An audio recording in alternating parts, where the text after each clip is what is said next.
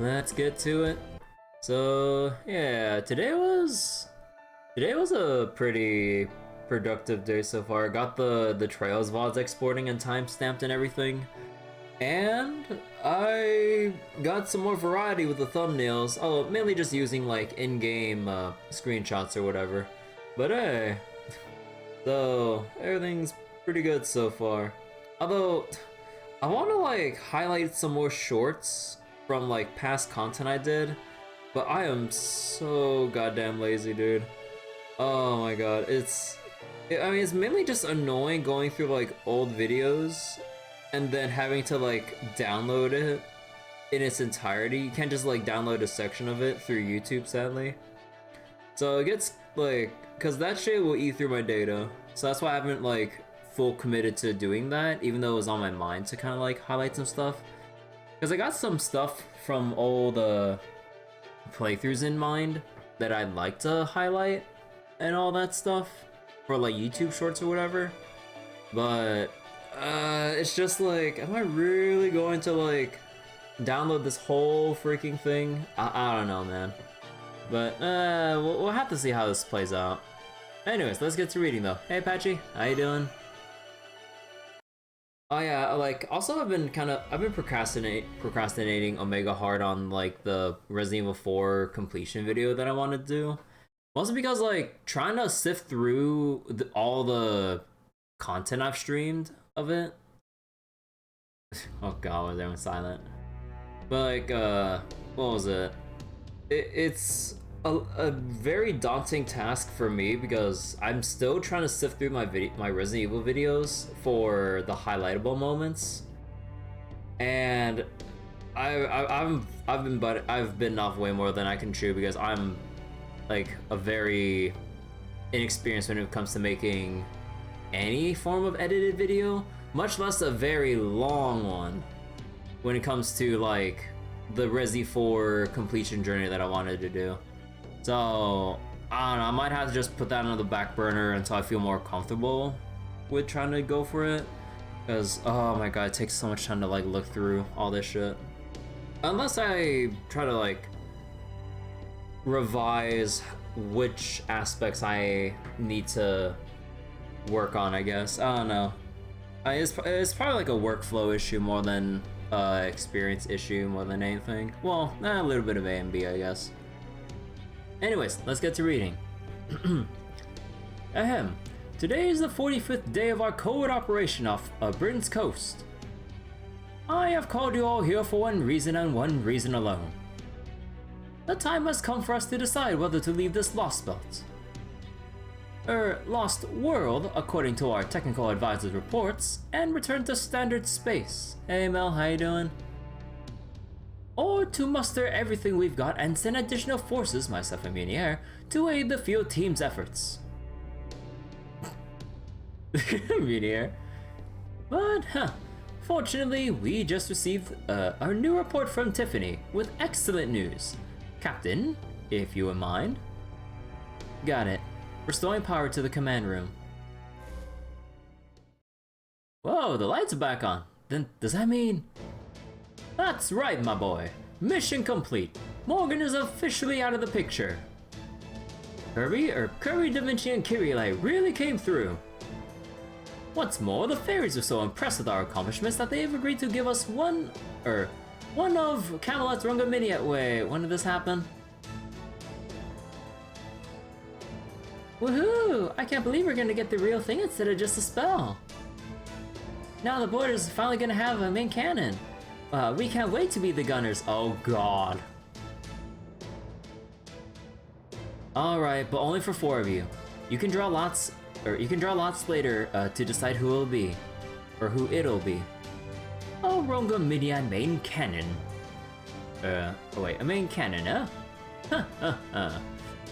As the director, it'll be my duty to pull the final trigger. Okay, Gordolf, let's not get ahead of ourselves. That said, I can't stop grinning either. I've always dreamed of having a huge cannon on deck. Yes, good point. At first I thought I'd like to build it into the bow, but on further consideration, that seems extremely unsafe. much better to add it to the deck since we can jettison it at a moment's notice. But never mind that now. According to the report, it will take them 7 days to reach the shore from Camelot. Hey Bryce, how you doing? Take them 7 days? We'll wait here until then. After they arrive, we can leave. That is why I had Captain turn the lights on in the command room. Now that we no longer have to conserve as much power as possible in case of emergency, we can get by with only moderate energy conservation. I know it's been a trying 45 days for all of you. Now is your chance to recuperate while we prepare to install a Runga Minion. Patchy. Well, I think Sherlock kinda picked up on the signals from Da Vinci's letters, I would assume. Is something the matter, Administrative Advisor? Most people would consider this cause for celebration, you know. While we're at it, I feel I should let you know something you don't seem to be aware of. That face you're making right now? You may as well be shouting it feels like this case has only just begun. Well, my dear Gordolf. Thank you for the warning, Gordolf. Watson used to tell me much the same thing. However, I'm afraid you're not quite correct. This is no mere feeling, I assure you. This case has only just begun. Really? Even though we defeated the Lostbelt's king? We still have yet to answer so much as one truly essential question, Director. How did this Lostbelt come into being? Why was Camelot built? What purpose were the bells of pilgrimage originally meant to serve? What is the Fairy of Paradise's mission?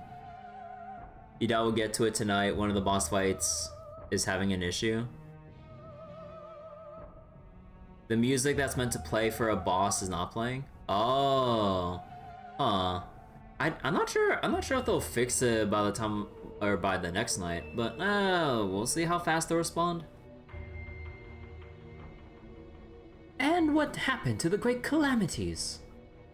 The Red Calamity and Black Calamity that ended Britain during the first iteration of the Fae era, before Morgan's involvement. For that matter, who was it that originally attempted Britain's destruction? If the unnatural lines of malice I glimpsed in Da Vinci's reports are any indication, the true culprits, no. The truth itself still lies elsewhere. Rest assured, I am all in favor of restoring the power and recuperating, but not for the purpose of returning home. No. Now we must remain all the more vigilant and prepare for the worst case scenario. From here on, this will be a battle to save the world, and Chaldea's aid will be essential. Well... Babansi? Nope, not yet. Cernanos? We all saying our goodbyes and shit. Laughing it all up. Ah. It feels like we got back to Salisbury in no time. I know, but between the talks we had in Camelot about our next steps and the wagon right here, it's already been 3 days. So far, everything's been going smoothly. But wherever we've gone, fairies have come out to cheer for us. Vargas is staying behind in Camelot to handle things with the upper class fairies, as Naknare's proxy. Percival is staying behind as well, so we can secure the sacred lance affixed to the castle's entrance for us. That'll take 1 more day to remove, then another 3 days to bring it back to the Stormborder station off the coast. Although, I'm a little worried about him. He said he's doing fine, but when you say you're fine, but you're not really fine, and I forget how the rest of that quote goes. Yeah, he seemed to be kind of... dragging. Even when we insisted he get some rest, he said it was more important he pay us back for what we'd done. I mean, it's true we don't have a lot of time left to spare, so I can't deny that'll help us out, but still. Oh, I know. After he brings us the Sacred Lance, We should give him a turn in one of the border's recovery pods.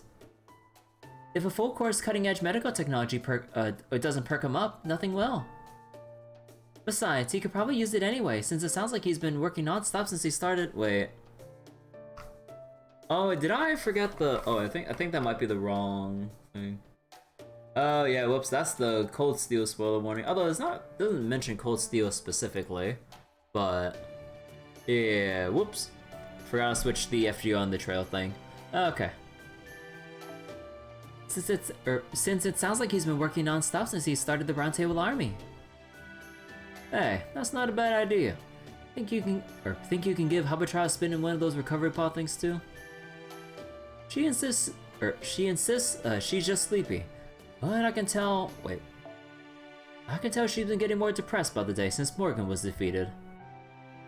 All she does is sleep and write in her diary, day in and day out. Hell, even now she won't budge from her bed upstairs. I can only guess she's beyond exhausted. Artoria, I gotta ask, are you sure about this? I get following Morgan's example by having the coronation at Salisbury's Cathedral. Then again, you said you were gonna let Knocknari take the throne and go back to Tintagel. Now it's all but a done deal that she's gonna be the next queen.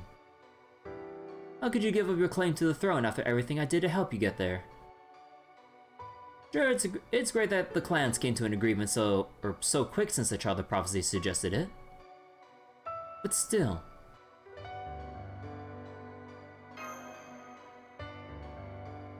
I know, but this is what is best for Bryn's future.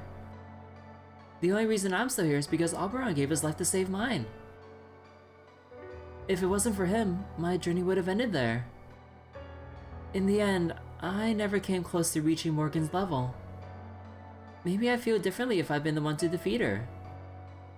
But it was the rebel...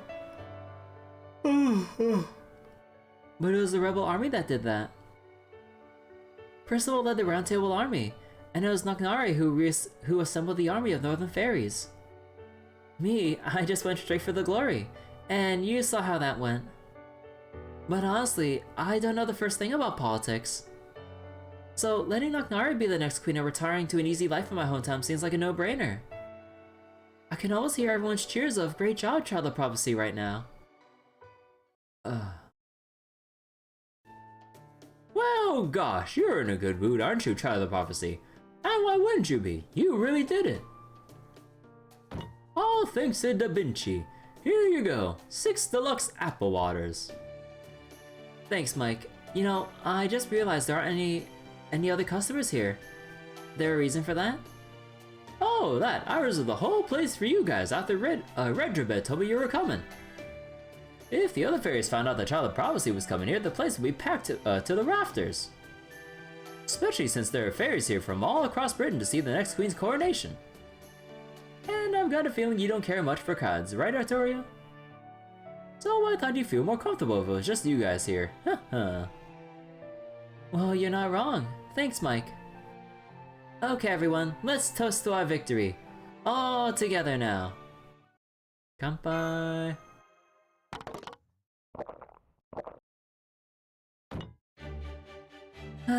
That victory toast might be the best thing ever. Congratulations on a job well done, everyone. Thanks, Artoria.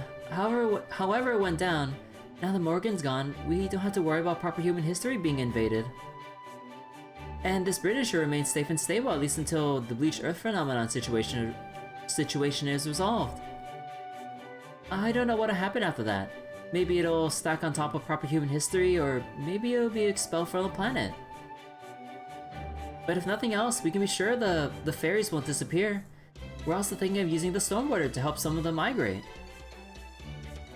This does mean we'll be going our separate ways, but I know things will be fine with you and Knocknari here.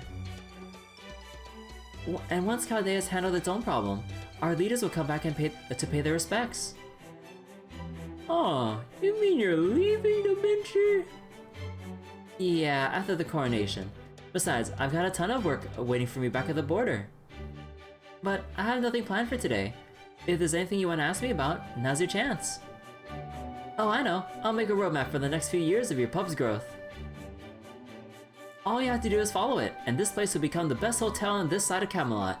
You got the genius guarantee on that. Wow, really? That sounds amazing! I guess I'm gonna have lots of new goals then. Haha, I can't wait! I can't wait! So, Mash, what did you and Barkus talk about earlier? Oh right, we had a short chat just before we left Camelot.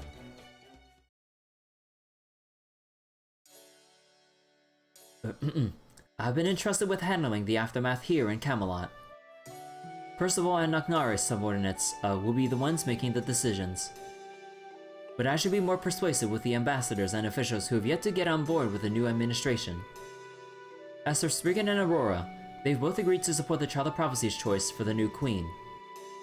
I'm concerned that we still haven't heard from Mirian, but I doubt that will be a major issue.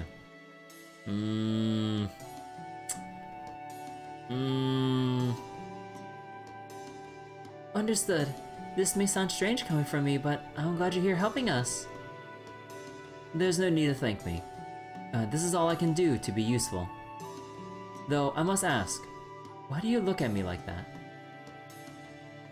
I'm a criminal and a traitor to the crown. I don't deserve to call myself a knight. That's not true, Bargus. You're an exemplary knight. Your loyalty to Morgan never wavered, even for a moment. But you stood up to fight her in the name of protecting Britain. That must have been a very difficult choice. You're not the first knight I've known who made a choice like that. Which is why I'm so glad to see the rebel army welcome you with open arms. You wield your sword for others' sake, not your own. You truly believe it's the duty of the strong to protect the weak. So please, Lady Bargus, please don't be so hard on yourself. You were just as noble a knight as Bogart said you were.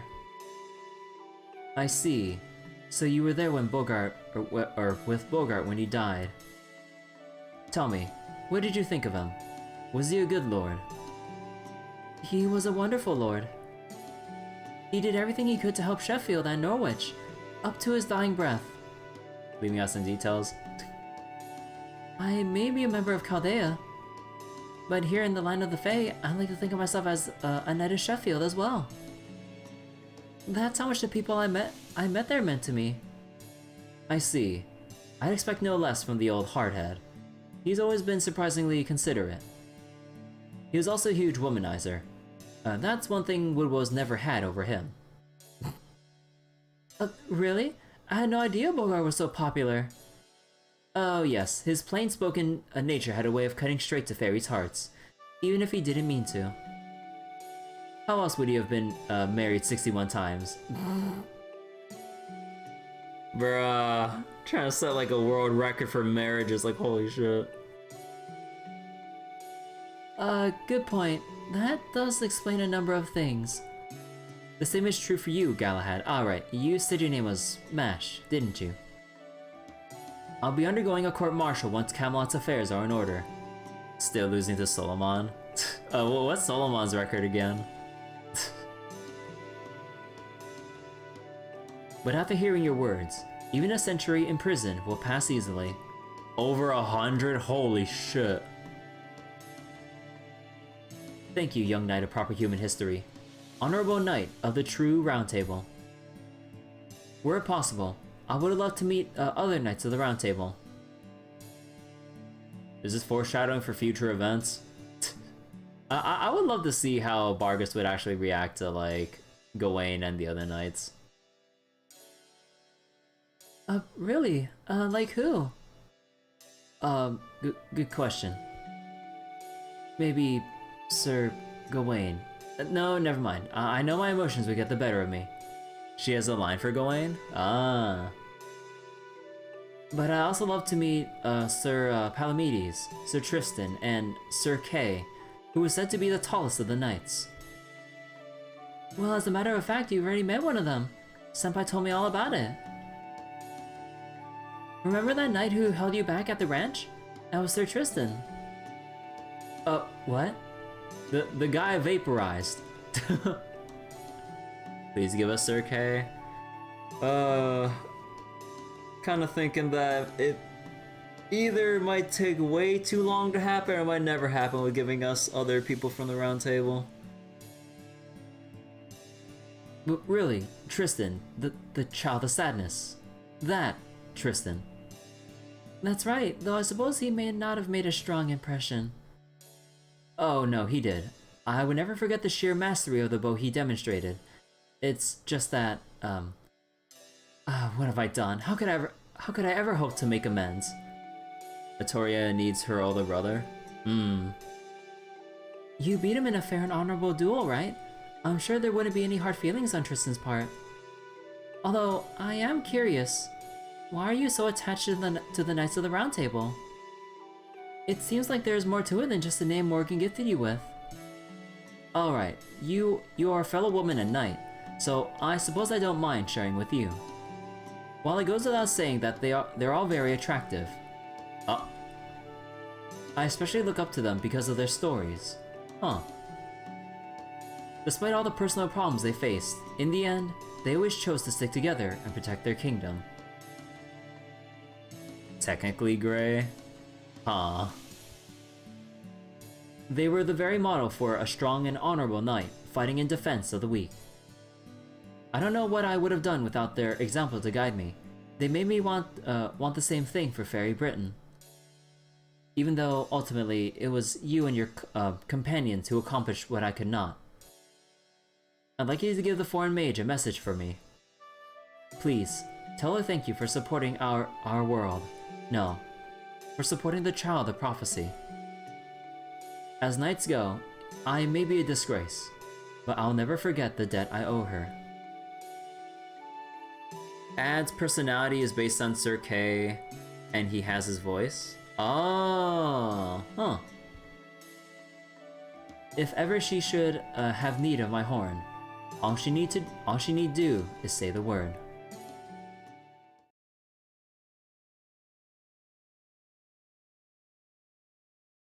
We'll have to make sure not to let her down then. Yes, it's unfortunate that we first met her as an enemy.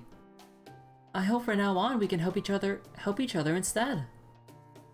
Don't worry. Margaret may be readying herself for jail, but there's no way Nagnari is gonna let her see the inside of a cell. There ain't anyone else around who knows the fairies of Camelot as well as she does. If Nagnari is gonna rule effectively, she's gonna need a right hand she can trust. You're heading out, Grimir? Just a little errand I need to take care of. I'm gonna see how Nagnari is doing. The Northern Fairies have never been to Salisbury or the Great Cathedral before, right?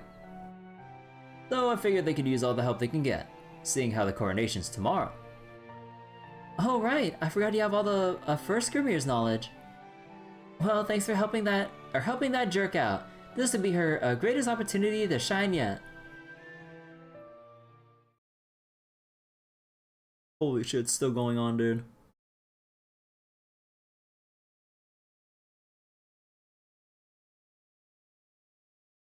Oh.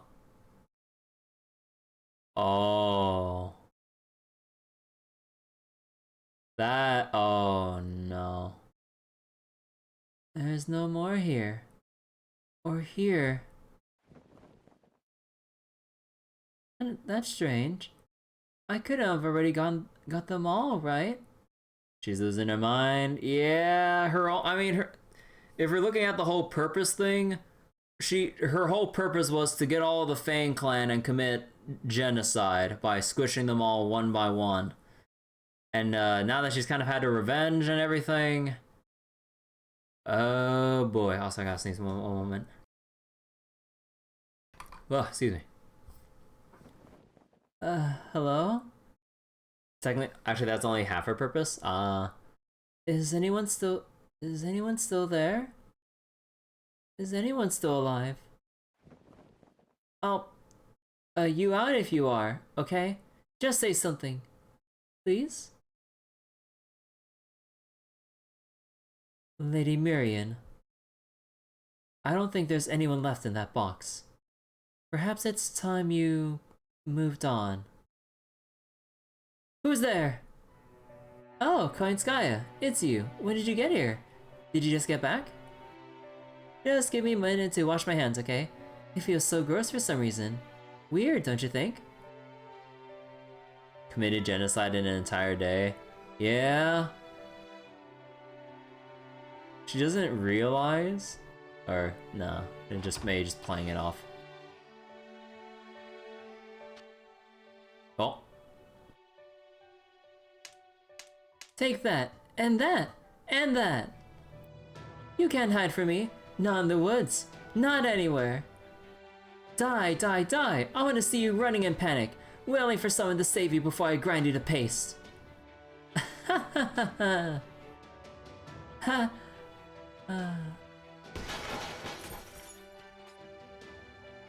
Wait, are you freaking kidding me? How is this supposed to be fun? It's gross, it's disgusting. How the hell can you fairies enjoy this? Answer me, you disgusting insects. You started this, right? Why did you do this? Why are you begging for help now? If you know how awful it feels, then why didn't you spare the Wing Clan when we begged you to?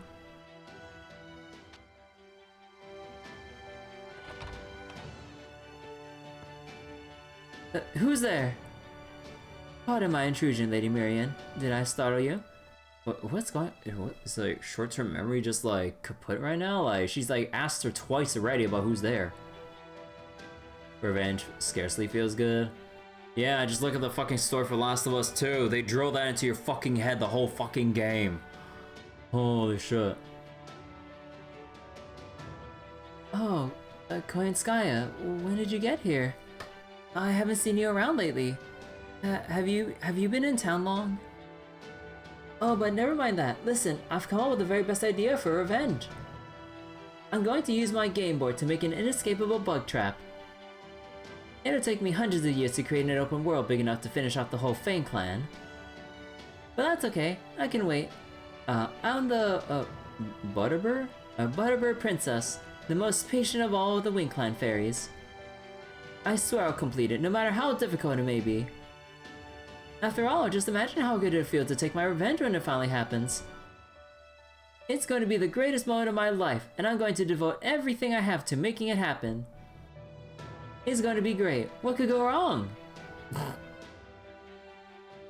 Oh, Lady Marian. Her poor mind. It just can't accept the dull reality. So, how are things in Camelot? Is Queen Morgan really gone? Yes, she is. Morgan was put to death, and the rebel army now controls the city. There is to be a coronation to mark the reign of the new queen tomorrow. Once that happens, it's only a matter of time until the new law of the land reaches Gloucester as well. And if the truth about what happened to the Fang clan ever comes to light, I'm afraid it could put you in a precarious position, Lady Marian.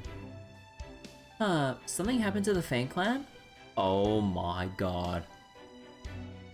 Oh well, never mind that. Right now, we need to focus on Camelot. I never thought Artori would relinquish her claim to the throne so easily. I was hoping she and Nocnari would end up taking each other down, but oh well. Still, it's a good thing there's going to be a new queen soon. There's no time to waste before the Great Calamity shows up after all. Nocnari is a direct descendant of Mab, so she should understand how important that throne is.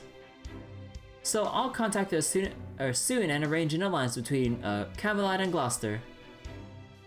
Once the threat of the Great Calamity has passed, then I'll find a way to overthrow her. Right now, our priority is ensuring Britain's survival. I can wait to invite our mutual enemy Proper Human History, Chaldea, to my garden until then. Oh my, you're going to war with Chaldea, Lady Marian? And here I thought you didn't have any interest in them. I didn't at first. But it's obvious now that Proper Human History is a threat to this land. Game of Fairies. Yeah, truly the Game of Fairies here. All like, hey, we got rid of Morgan. Hey, we can finally like move past all this war shit and all the everything and just focus on surviving the Great Calamity and everything be hunky dory. No, I need to find a way to overthrow that bitch. I'm like, okay then. People are never satisfied. And they're your enemies as well, right? so that makes them mine too.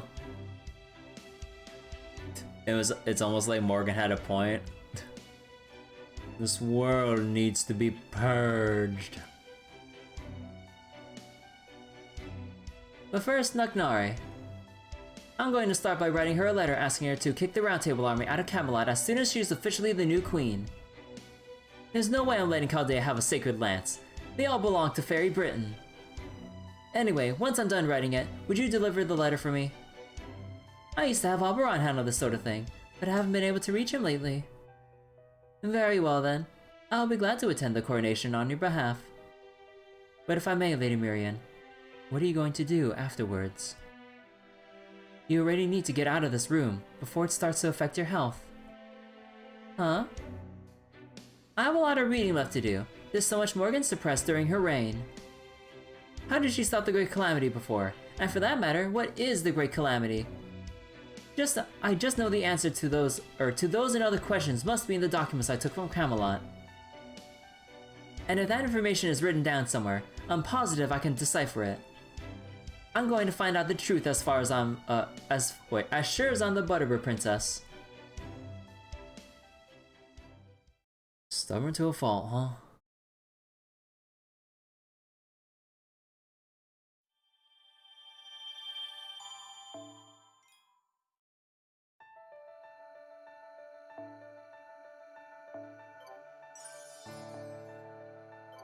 Alright. Actually, wait, hold on. Let me check something.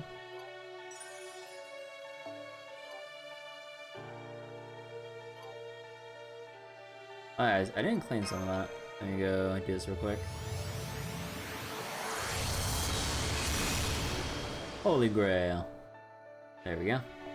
And I need more bells here.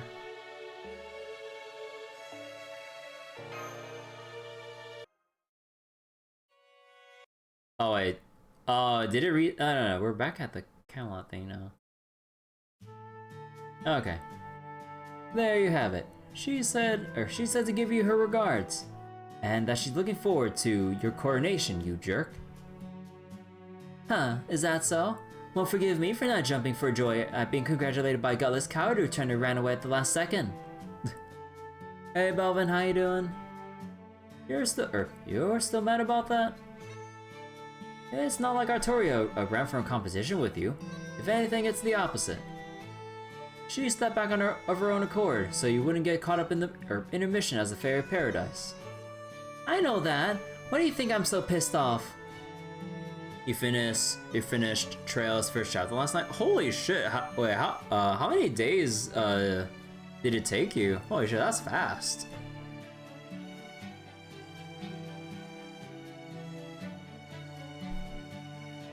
After all that, she's just going to disappear and let me have all the glory? She thinks she can save the bloody world when no one's looking and quit while she's ahead. Not on my watch, she won't. That's no different from that kind of crap Morgan pulled. Despite knowing about checking chest twice you're one short from the achievement, yo, same. I'm like a little bit off too from checking all the chests in the game. There's like probably one that's hiding behind the foreground somewhere. Oh my god, like Falcom is so dirty when it comes to the chest in first and second chapters. Like, oh my god. Also, a friend of mine has been telling me that he's been having a lot of fun with Trails into Reverie. Although, apparently there's a good number of bugs right now. Like, pretty bad bugs. Like, if you try to use an S-Craft at 200%, it only does as much damage as it would at 100%. So, ooh. I don't know what, like, Nis America fucked up or whoever, like messed it up on the porting, on the programming side of things. But like, that's not looking good. Also, apparently something about, like, well, a certain other combat mechanic doesn't really work right with certain characters. I'm like, You looked up what stuff got imported? Disappointed seeing that you missed the thing for not having max BP? Yeah, same here. When I imported my first chapter save, I was a little bit off. Because I missed that one hidden side quest over in Bose in the hotel. Like, oh my god, when I saw the failed quest notification, I'm like, wait, where the fuck was that? Oh my god, I felt so mad about that. Cause like, I think basically once I got to the Crossbow games, that's when I basically had a spoiler-free guide on the side to really make sure I don't miss shit. So I try to like check to the best of my ability. I was like, okay, did I get everything I could without having to look anything up? And then I referenced the spoiler-free list. I'm like, oh, what do you mean there's a side quest like all the way in some like random ass place? I'm like, okay then. You're doing that, the spoiler-free thing? Yeah, like the Trails games are really fucking sneaky with like how easy it is for NPCs and other things to update and then place a new thing somewhere. I'm like, oh my god.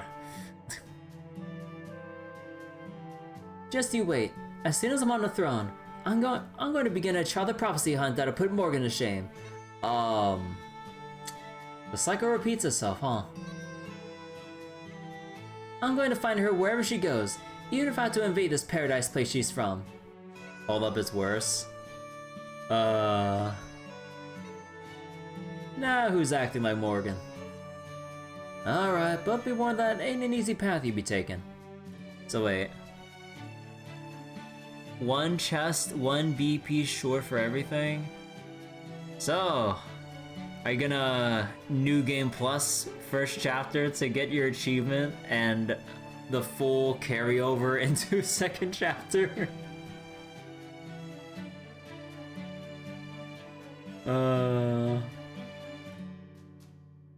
No, you're not. Yeah, honestly, like I have like only like one of my friends is doing the super crazy thing, like of playing all the Trails games and 100%ing them, or like no, he's like going above 100%, because in later games you get more party members and you get their ultimate weapons. He's replaying the games to the point where everyone gets their ultimate weapons. And with how it goes in the game, basically you need like 3-4 playthroughs depending on which Trails game you're looking into. I'm just like, Jesus Christ, dude. It's like, move on to the Crossbow games already. And then he's like, no, I gotta get everyone's ultimate weapons in second chapter. I'm like, my fucking dude. My dude. And he's replaying it on Nightmare every time, except, actually, is there an easy mode achievement? I don't think so. I'm like, my dude, please. Because me and one of my other friends are waiting for him to get to the other Trails games, because like, one of my friends is caught up playing Reverie. That one friend I just mentioned earlier about New Game Plusing the crap out of second chapter, like, he's done the exact same thing for Trails of Cold Steel 1 and 2. Now he's going back to the Trails in the Sky game since he only started on Cold Steel, and I'm just like, oh my god, dude. And he hasn't even started Trails the 3rd, and I'm like, oh my god, please, why you do this to yourself? Just play the rest of the games. I only 100%ed Trails from 0, so I haven't really, and I haven't really touched like Azure completion because I'm like, I need to get on with Cold Steel. And also, before I continue the reading again, apparently with Trails into Reverie, you can import your saves from Cold Steel's 3 and 4. I'm like, holy shit. So, I'm not sure what gets imported, but keep your Cold Steel 3 and 4 saves. I'm like, Jesus Christ, we're not just importing one save. We're importing 2 saves into the next game. I'm like, alright then. It's a good thing I made a lot of saves and I haven't uninstalled Cold Steel 3 yet. But oh my goodness, dude. Interfering with Paradise's duty means fighting proper human history. So wait. Hey Ultimate X Hunter, currently doing spoiler-free Cold Steel 4 playthrough. Take a break after for 145 hours, Act 3, running away, get all characters builds. Yeah, I mean, like, once you get to a certain fishing spot, you can get all the new materials you need, but yeah, it still does take a while. Oh yeah, right now I'm just kind of like going by with my busted ass build, because until we get near the end of the game or to a certain resting point, I'm not gonna grind too hard unless I have like way too much free times on my hand, or time on my hands during the day, because oh my god, trying to like build everyone in Cold Steel 4, dude, you need so much U material and you need so much Sepith, it's fucking crazy. Oh my goodness. It'd be a pity to bring a whole new kind of war to Britain right after finally bringing peace to it. Fine with me, more than fine even. I never had any intention of playing nice with proper human history. I'm not as extreme as Morgan, but it's still basically a foreign land, right? Knowing there's more land out there waiting to be conquered is the best news I've heard in my life. My purpose is to rule. The more there is to rule, the happier I am. I can feel my magical energy surging just thinking about it. Looks like the idea of finding proper human history really does entice you. If you're so certain, I won't try to stop you. Either way, it's gonna take time to get Fairy Britain back on his feet, and Chaldea will probably finish their mission by then. You really okay with Kirby leaving? True. I was kinda hoping she'd agree to be part of my staff, but oh well. It's a shame, but it looks like I ought to let her go. Let her go her own way now, or for now. But I'm sure we'll meet again someday. It's only a matter of time before I become a super evil queen and invade proper human history, you know. And once I do, I'm sure she'll come pay me a visit of her own accord as my rival. Looks like you're dead set on getting everything you want. Not that I expected otherwise from you. Plus, you're already obsessed with Camelot's throne. Don't damage it no matter what, huh? When you get right down to it, a throne's just a fancy chair. But you were dead set on that particular one. Same with Morgan. She refused to leave it. No matter what. Why is that? You know something about it?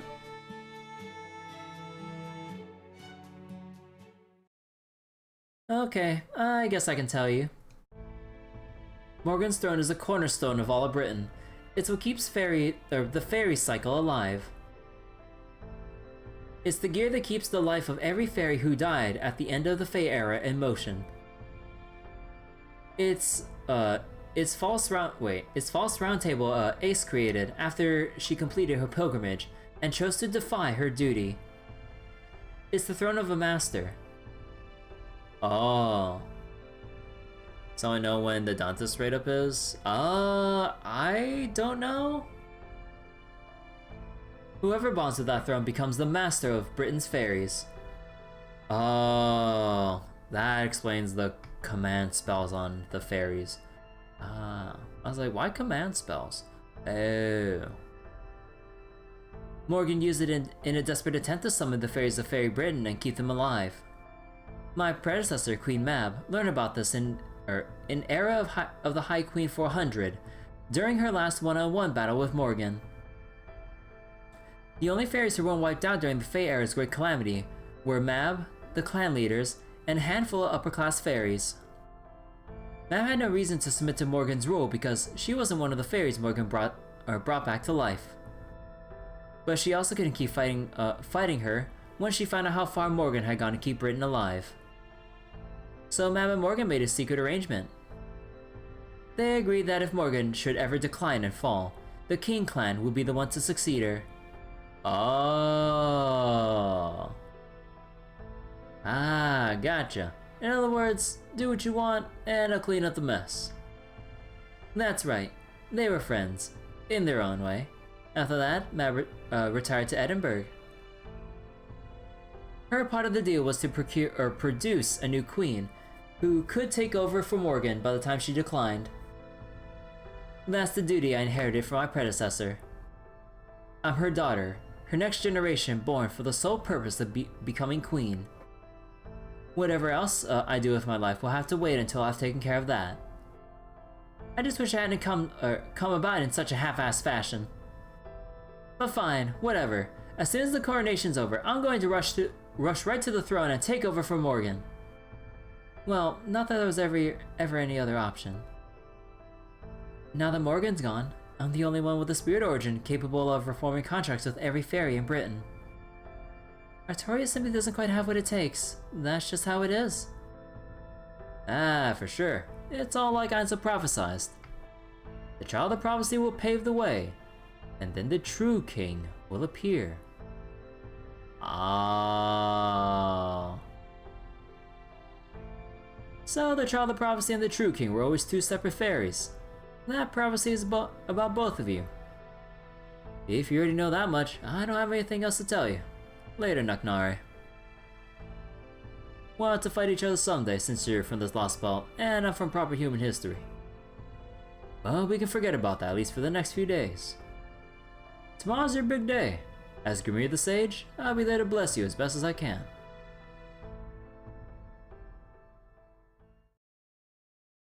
Huh. I did not interpret the prophecy that way. The apocalypse turned everything to ocean. In the beginning, there was only ocean. Shooting stars streaked by, civilizations faded, the earth was returned to resources, and everything became ocean. Some mishap on this planet caused everything to vanish. This is the Isle's dying voice, the sound of suffering from one yet to be put out of its misery.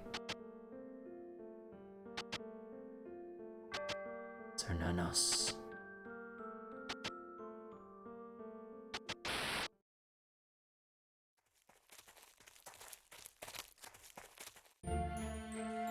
Salisbury, we're off to Grand Old Salisbury.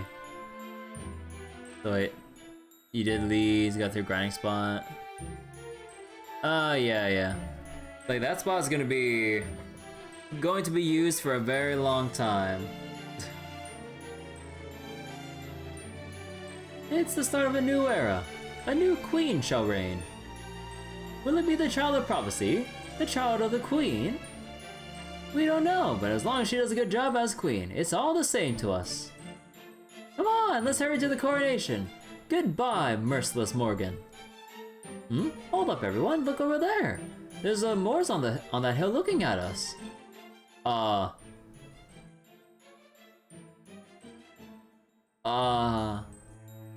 Just one, that's no big deal. All we have to do is keep our distance. Britain's about to be reborn. I wonder what the new queen will do with it. Sure, it's just chilling. Yeah. It's just 1, 2, 3, 4, 5, 6, 7, 8.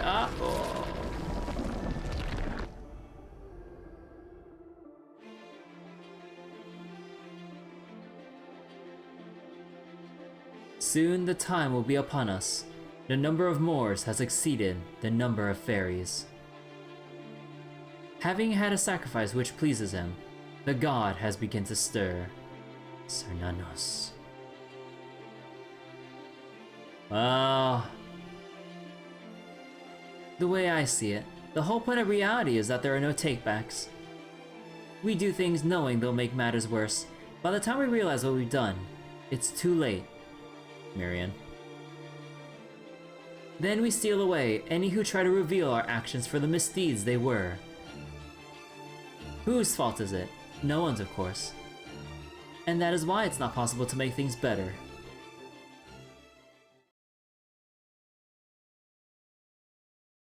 You've heard of going out with a bang. I think that's a wonderful idea.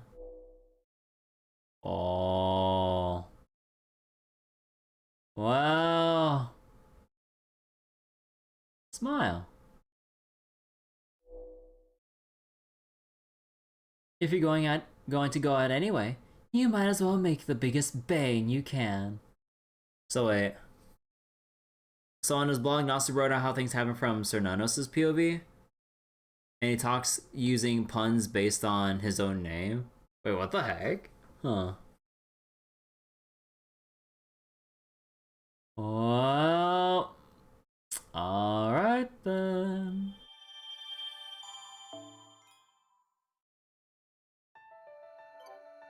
I'm sure everything will be hunky-dory and everything after this coronation. So like, for example, what should we eat today, Nanos? What the fuck? We're done, Neuros? Bruh. Oh my god.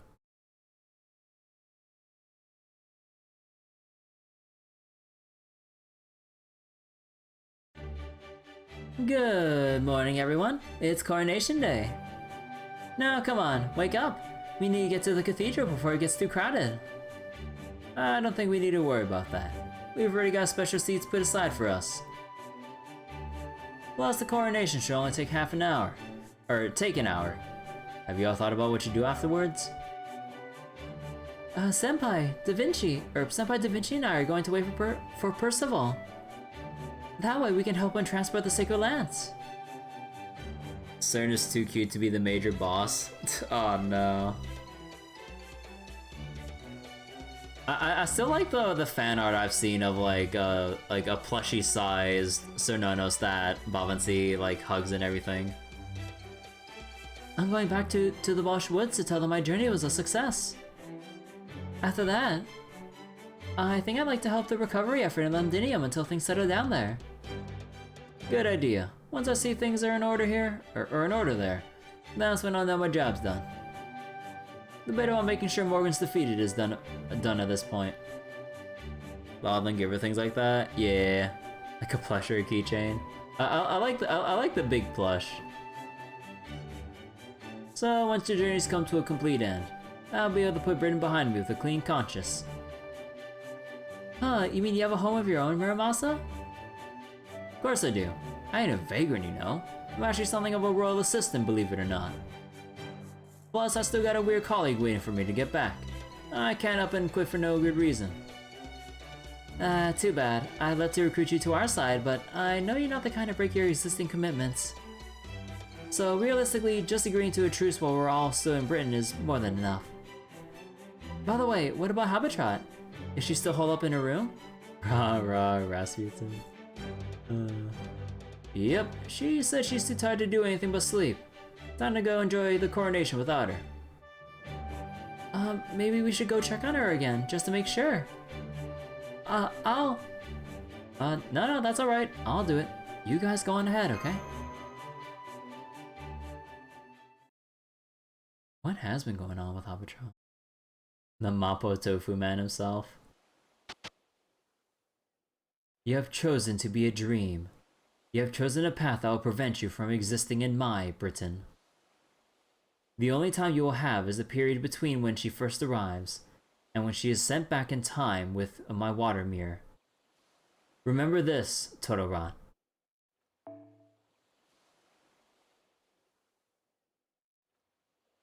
Prevent you from existing in my Britain?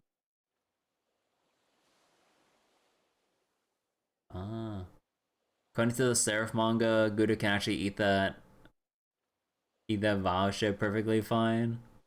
I mean, it's not like the Mapo Tofu is actually bad.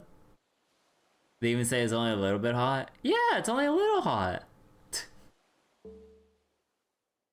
Your dream will end when the morning lark sings.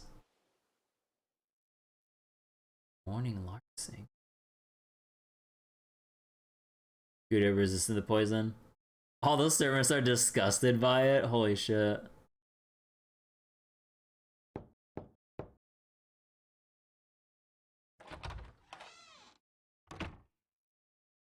How are you feeling, Happy Cat? You went through the trouble of checking on me? Wow, you're a really good person, aren't you, Kirby? And they look at him funny after he eats it normally. I was like, what? I'm just having a meal here. But don't worry about me. Go on, get going. Everyone's gotta be waiting for you outside. I'm just tired, okay? I'll be fine once I've properly woken up. But are you really okay with this? Okay with what? You got some reason to be worried about me? What, you think I've got a secret? You think I'm actually one of the most important fairies in the Fae world or something? Well, I actually don't know anything about your past. Right? Good. If even a single person knew who I was, it put me in a real pickle. So it's fine not to remember me. I just have one or two things left to do after all. But thanks for asking, yeah? It's still too soon to say goodbye, but I appreciate your checking in. Make sure you and Mash look out for each other, Kirby. You turn out to be a pretty great bride in your own right.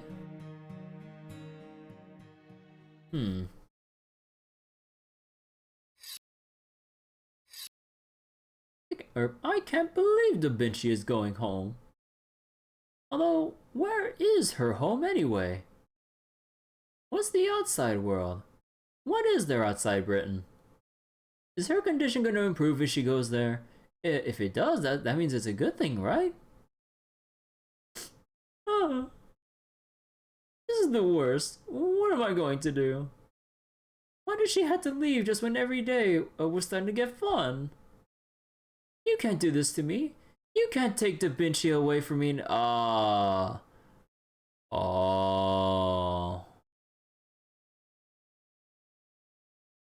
Without her here, I'll just go back to being my boring old self. Foreshadowing for summer, you mean? What can I do? What can I make, or what can I do to make Da Vinci stay? Yandere vibe from Mike. Yeah.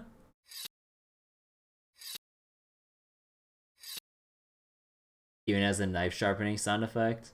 No, just doing prep work for the food and everything. And once he expands the inn business and everything, and leads a very successful business and everything, you know.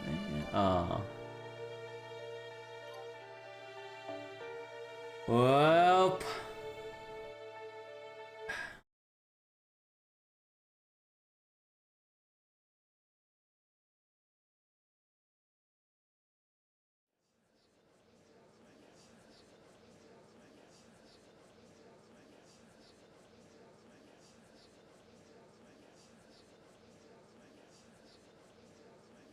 Sky.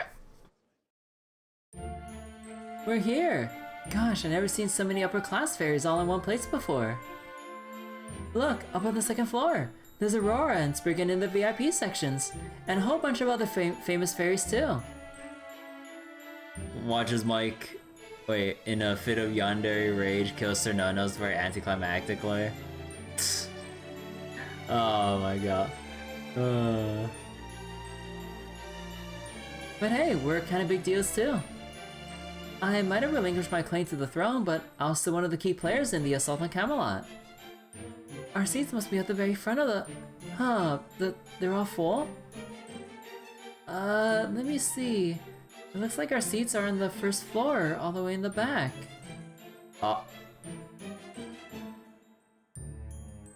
These are like the seats you get to a friend of a friend, if there are any left over, right? Hold on. Vibrating Artoria.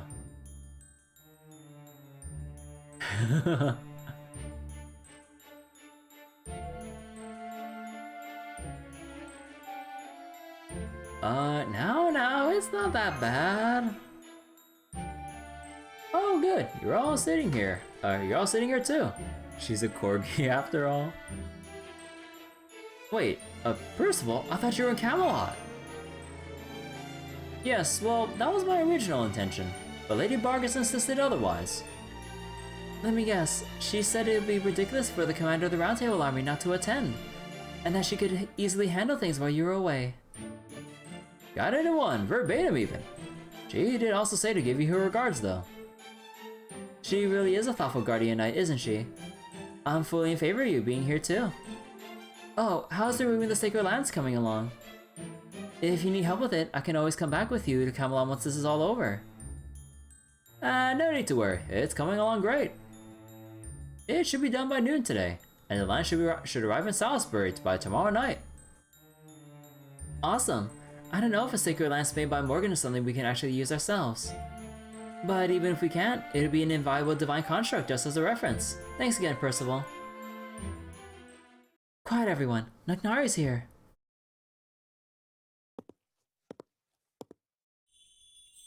Oh, pretty.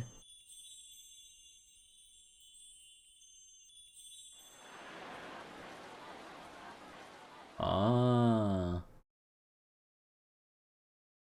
Oh, she looks beautiful. I know, I can hardly tear my eyes away from her. Don't you think she looks beautiful, Artoria? Yeah, I do. Damn it, Aknare. I hate to admit it, but you're the best. Why do they never make her playable? I don't know, honestly.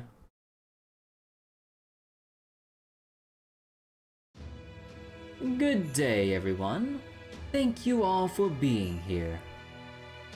Temporary though my position may be, it is my honor to lead this coronation ceremony on behalf of the 6 clans. Lady Knocknari of the King clan, our new ruler who will surely lead Britain to a more prosperous future.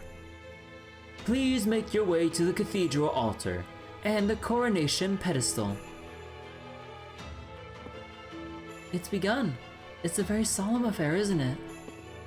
So that crown has been blessed by all 6 clans, and once Knocknari puts it on, that would mean she's officially become queen. Yep, pretty simple as far as ceremonies go. And since the clans have already come to a consensus, there shouldn't be anyone opposed to... huh? Here everyone, these goblets are for you. The moment the blessing is complete, you're to drink this wine to celebrate. I ain't drinking no Kool-Aid. Whoa, wine! Are you going to drink that, senpai? I can't drink wine, but I can at least pretend. Bruh. Understood, then I'll follow your lead. Bruh. The whole we're too underage to drink thing is just actually gonna save our asses. Oh my fucking god, dude. I will too then. Not really much for wine anyway. Really? Huh, guess I'll toe the party line then. I don't care much for wine either, so... Alright, I can see where this is going. Now let us offer our blessing to celebrate the beginning of our new queen's reign. Knocknare, our new queen, please attest to your impartiality, your diligence, your commitment to coexistence, and your integrity. Very well. As the Fairy of Britain, I swear to be impartial in all matters. As the head of the Northern Fairies, I'll continue to be diligent. As the fairy entrusted to rule by the Child of Prophecy, I firmly believe in coexistence. And as the daughter of the Great Queen Mab, I promise my entire life will be one of... Objection! You can't trust a single word she says. Knocknari is evil. The Northern Fairies have no place in Britain. Who said that? Show yourselves. Huh? But you're... my subjects. We attest that Knocknari has no right to rule. And we're prepared to tell you all about the atrocities she has committed. Her regime in the north was a nightmare. Every fairy shares her blood, shares her blood with, every fairy she shares her blood with becomes her slave and loses the ability to refuse her. She controls every aspect of our lives, makes army service mandatory, and even takes away our original fairy professions.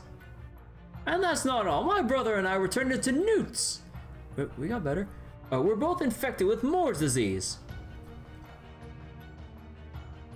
We only went to Edinburgh and became Knocknari's subjects because we heard it could be treated there. But the truth was horrifying. Her treatment was transferring our Morse curses to fairies she deemed worthless, condemning them to death. I was lucky enough to survive. But my poor brother was given Morse curse from several other fairies, turning into not just a hideous monster, but one of Knocknari's giant soldier slaves. And what's wrong with that? Every one of those fairies knew exactly what they were signing up for. Oh. They volunteered of their own free will to sacrifice their bodies when they were already on the verge of death, so they can save their fellow fairies and help defeat Morgan. I also gave each and every one of them rewards to suit their sacrifice. They weren't being exploited in any way, shape, or form. Then what about what's underneath the Queen's city? How do you explain that horrible system? You. Hear me, everyone. Let me tell you about Queen Mab and Knocknari's secret betrayal of Britain. You probably all think Queen Mab is dead, but the truth is, she's still alive. Do you know why Edinburgh is known as the Queen's City? It's because Mab transformed her own corpse into that city, where it continues to function today. And as for what purpose, you may ask, it disgusts me to say, but I'll power through. Mab planned to consume the bodies of other dead fairies to expand her city and create a stronger version of herself. And the result is Knocknari the corpse golem. I trust you understand now why the landmass in the north never actually grew. It's been 1,500 years since Edinburgh was first made. In all that time, instead of fairy bodies growing Britain's landmass, they all went to the creation of the woman you see before you now. What else could you call that but a betrayal of our land? How dare they call themselves the King Clan? The truth is, Mab and Knocknari see us British fairies as no more than food for their own consumption. Betrayal? You have no idea what Mab put herself through for your sakes. This land can't exist without a fairy strong enough to sustain every other fairy. That's the only reason Mab became a city of all things. Fine, if you want to know the truth so badly, I'll tell you. I'll tell you the reason British fairies are still alive today after being wiped out once before.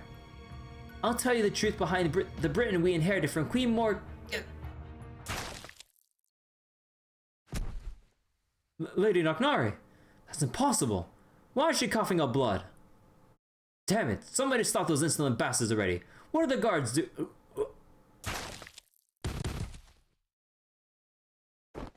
Whoop. Spriggan just dipping out, what the fuck? The grimace shake on... No, stop! There, you see? Now that her sins have been exposed, they couldn't bear the weight of their shame. Now's your chance, guards. Bring Knocknari to justice. Don't let the false queen get away with this. We can't let the Northern Fairy Queen of all people take the throne, especially when there's someone else much better suited for it. Looks like Spriggan wasn't expecting this either. Yeah. Pretty bad when a snake like him reacts like that. Yeah, like, he was just gonna have everyone drink the Kool-Aid and do his own little performance, but he got upstaged by Knocknari's, like, own subjects. Or I guess like rebels, you know, or her own kind of rebels, but, you know. What the fuck is going on?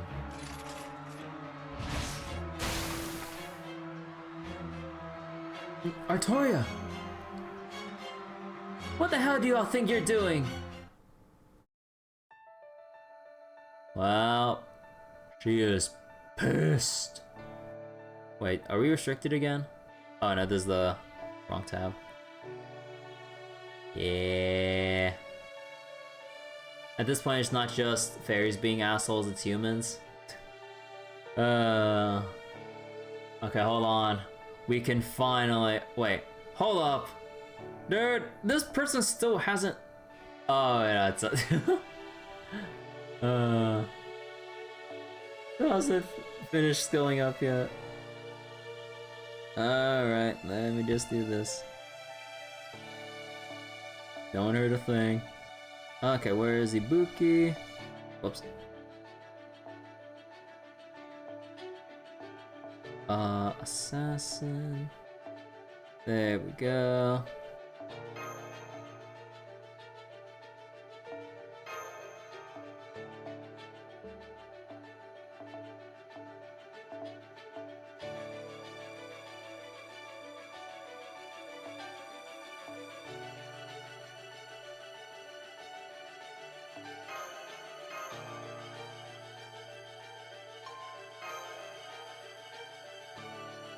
But then we're used to humans being assholes? Yeah.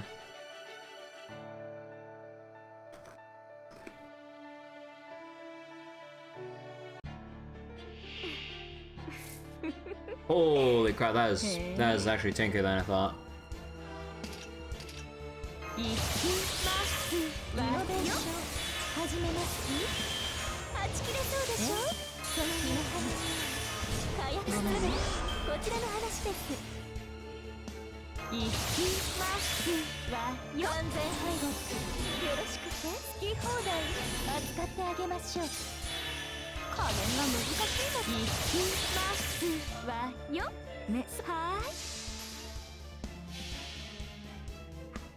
恐れよ災いは今こそお前たちのもとへと来たる。真剣草薙の太刀。 Also, I didn't see the archer in the back. What the fuck? 契約を続行し Still ます dead anyway. いい判断です。それでこそ私のマスターかと。 Dude, I'm so close to maxing out the Atlas Institute uniform. We're almost there.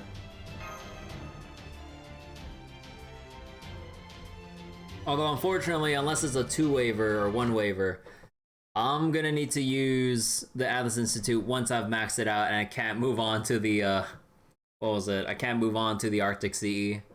Unless I use, Cast Artoria or Arts Looping instead. Although at the very least, with the Buster Looping that Koinskaya gives, it actually gives me some flexibility with, like, certain...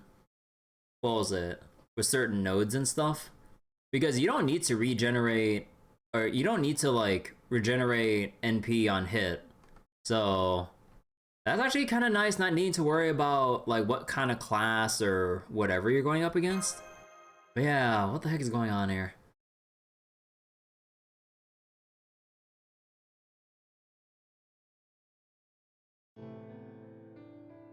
I realized what was happening as soon as I finished drinking the wine at my goblet.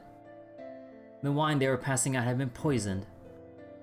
At least the wine given to me, the Northern Fairies and Artoria's group. I'll be fine. I would have kicked the bucket a long time ago if my body couldn't handle a little poison.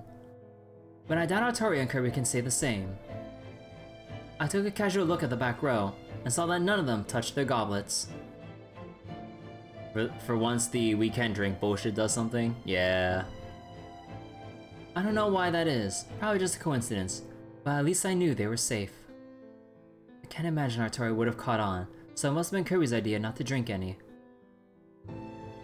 The Northern Fairies here are all my long-serving subjects, so their connection to me is strong. They should be able to handle the poison as well as I can, so I'll pretend nothing is wrong and let the coronation proceed. There's no way I'm letting anyone spoil things now. There's no telling when the Great Calamity could begin. Britain needs a new king as soon as possible. Not that it would have mattered for the whole group, good Mash being immune and all. Poison resistance. There's no question who tried to poison us, but I guess things aren't going to go their way. Sucks to be the... You can't trust a single word she says! Nagnaria is evil. The Northern Fairies have no place in Britain. On this note, King Mithridate's servant went? Wait, who's that? But the second I saw which fairies were raising objections, I knew I was in trouble. The fact that members of my own clan were denouncing me meant that the enemy had prepared much better than I thought. I felt fine at first, but then I started to grow numb. I could feel my fingers losing their strength, and my throat and organs burning as if on fire. These aren't the only self-proclaimed King Clan fairies denouncing me. Similar denunciations must be taking place all across Britain. So, do I remember the poison cure item in Dragon's Dogma? They named it after him? Oh! Huh. My subjects' loyalty to me is both my greatest weapon and my biggest weakness. If I lose their loyalty, I lose the power I shared with them too. In an instant, I lost over half my power. I could tell as soon as it happened. The poison which I've been able to shrug off earlier starts to kick in, causing my oldest subjects to collapse. Normally, the guard spears would only tickle me. Now they pierce my stomach and punch out through my back. Ah, man, guess I was more immature than I realized. He was a king known for intentionally taking poison to build resistance to it. Holy shit. I must have been so excited about finally getting to wear this dress that I didn't notice until it was too late.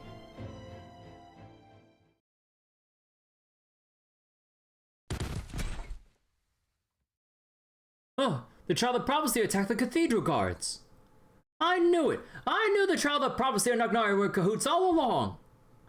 This is the true face of the Fairy Paradise and the descendant of the Northern Fairies. What a blood-curdling team they make.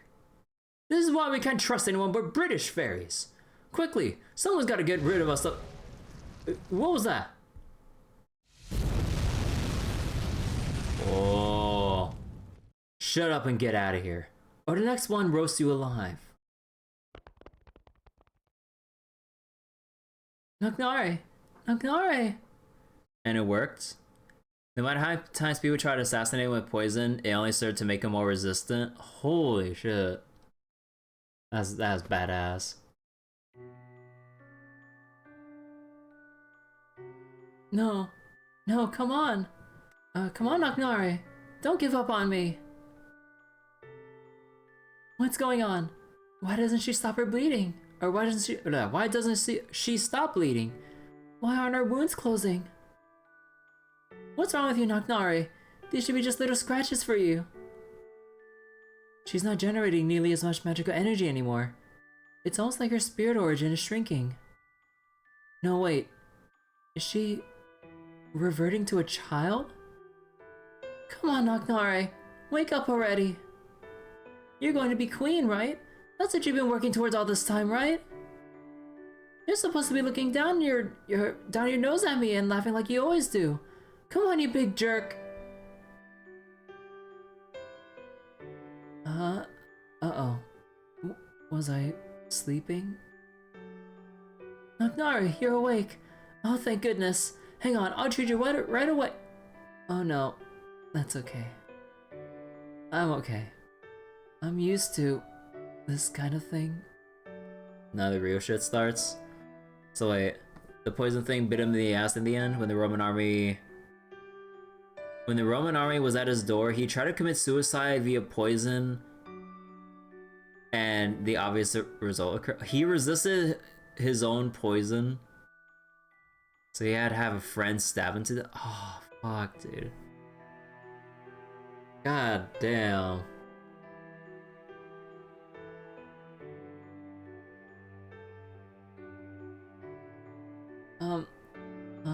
That's weird.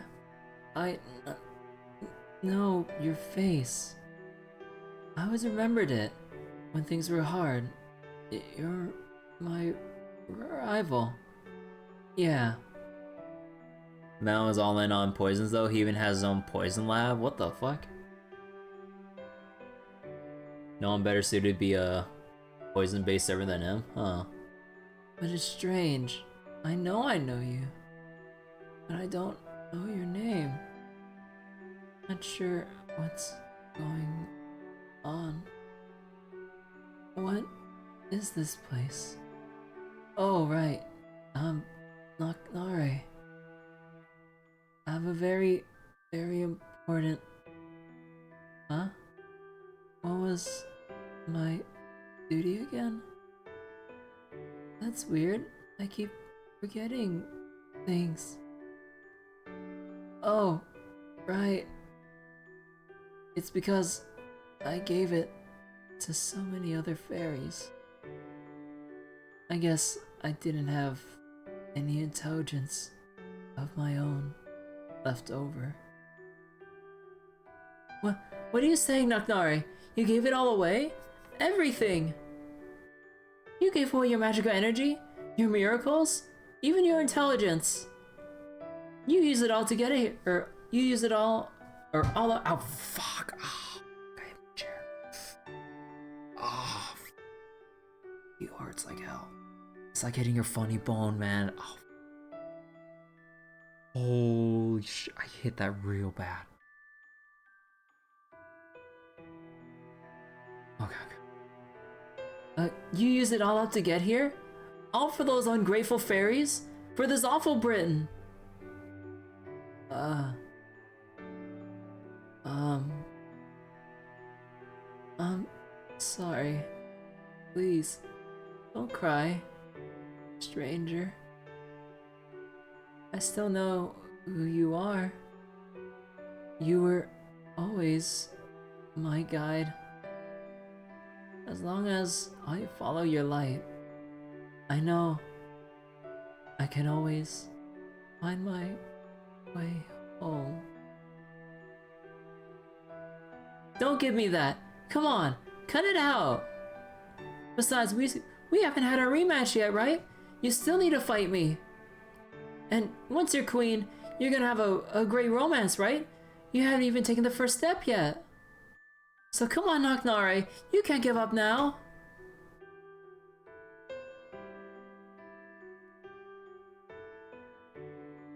It's okay. I heard in another world, I have lots and lots of romances. That's funny. I can't remember her name. It wasn't the Queen's Chiron. If I pronounce that right. I'm sure it must be like a flower. Wait, hold on, Knocknare. Don't disappear on me. I told you, you can't give up now. I never would have made it this far if I hadn't met you. If I lose you too, I don't... Liar. You never give up that easily. You're too stubborn.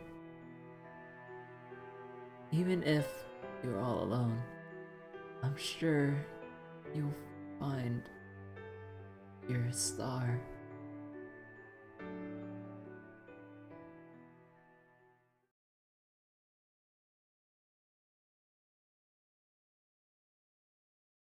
She's dead.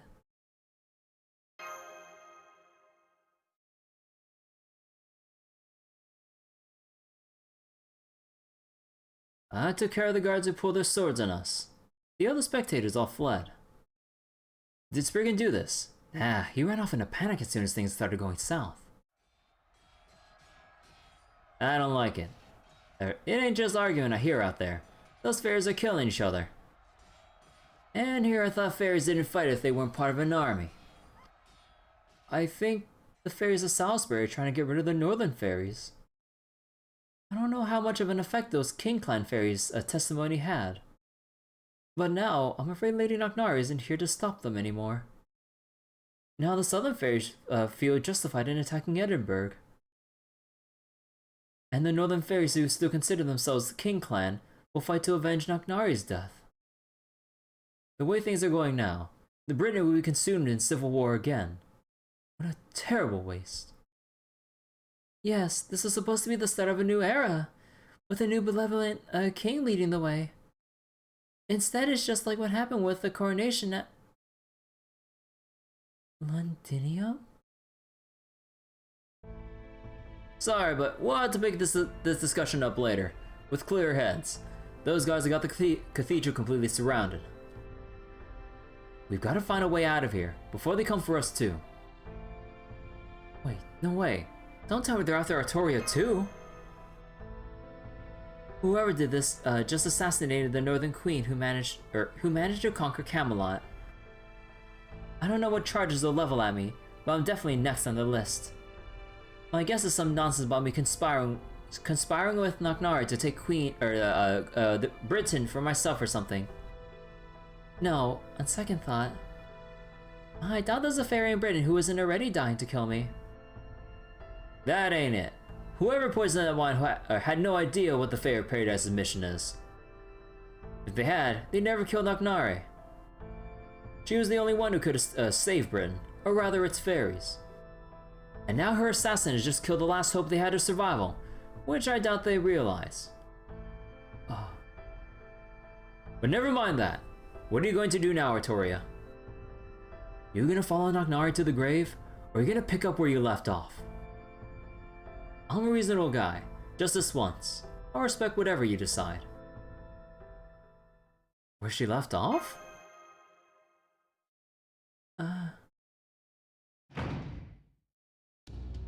That's far enough, Child of Prophecy. Foreign mage. Lay down your weapons and surrender. Oh. Hey, Coral. How you doing? You stand accused of murdering Lady Naknare. We received testimony from many different fairies that you not only interfered with the coronation, but you also murdered the guards who tried to stop you. As the head of the Salisbury security, I'm placing you under arrest. Arrest? What are you saying, Lady Coral? We obviously caught them red-handed. The Child of Prophecy deceived us, the foreign mage can't be trusted, and Percival of the Round Table Army instigated the whole thing. We can't let them leave here alive. Oh boy. Cabo raid? Hey, thank you for the raid earlier. Thank you for the raid, Tibin. How you doing? Welcome, raiders. We're reading a whole bunch of FGO tonight. Been waiting for the Act 3 update, and here we are as things are getting really heated at the moment, and not in a good way. Let's cut them down, or let's just cut them down now and stick their heads on pikes in the town square. That should calm things down. Absolutely not. Testimony alone cannot be taken as facts. They have a right to share their side of the story, and as the Wing Clan, we must strive for impartiality. What do you think you're doing? Come on, let's get them. But don't go easy on them just because we outnumber them. Oh. Everyone is going full chaos right now. You're just doing this as well, so have more to do. Third portion is pretty good. Oh yeah, I'm getting pretty excited with like whatever the heck is going down here. Wait, notice that her eyes change color when they move past her? Wait. Oh wait, no, I missed that. I was paying attention to the knights moving forward. I wasn't paying attention to the eye color. Fuck. I missed that. They managed to survive a fight against Morgan. They've got to be tougher than the Londinium soldiers. But they just put her aside. Fight back if you want, but any resistance will be taken as a confession of your guilt. Whether the three of you give yourselves up, we'll let the other fairies live. So, what'll it be? All of you dead, or just the three of you? Go ahead. The choice is your... Wow. How? This is custom-made mithril armor. Shut up. We don't have time for this crap. You just killed Morgar? If you want to run for a go right ahead. You seem like the reasonable sort. I don't see any reason to burn you to... What? Colin!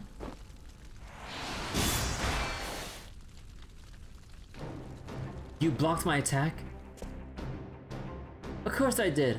Such a cowardly sneak attack doesn't hold a candle to the real Lancelot. Melusine, you're here too? Then the one responsible for all this must be... Oh. Well then. Shut up, Coral. It's not my job to keep you safe. My job is to neutralize the Child of Prophecy and the Chaldeans.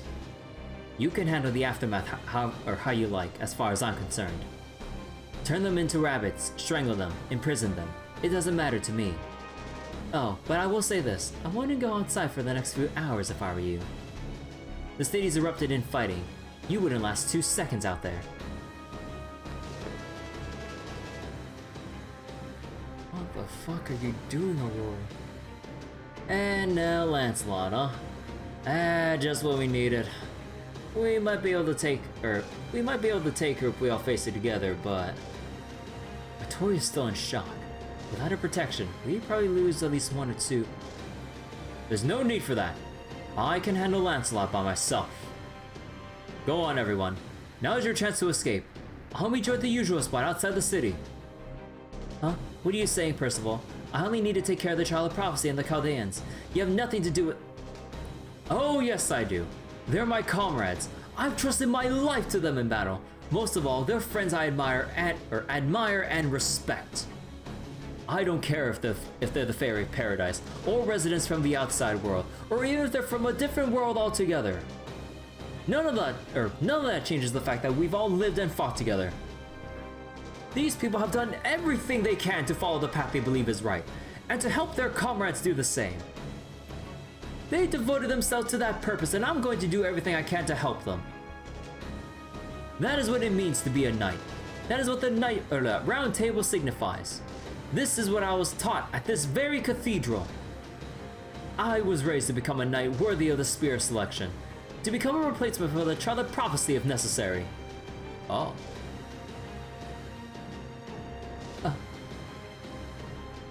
That's right. Just because the reasons that brought you children here were tainted doesn't mean your spirits need to be tainted too. I'm so proud of the man you've grown into. That's why I don't want to lose you now. You've already used the spear selection twice. Once 6 years ago, and once against Woodwose. If you use it again, I don't care. Besides, I still need to repay you for the blow you dealt to Lady Gareth. Even now, her bravery and spirit live on in this spear. Tomlin Lancelot. If you insist on going by that name even now that Morgan is gone, then I'll show you no mercy. If you're going to repeat that terrible mistake, then I'll do everything in my power to correct it.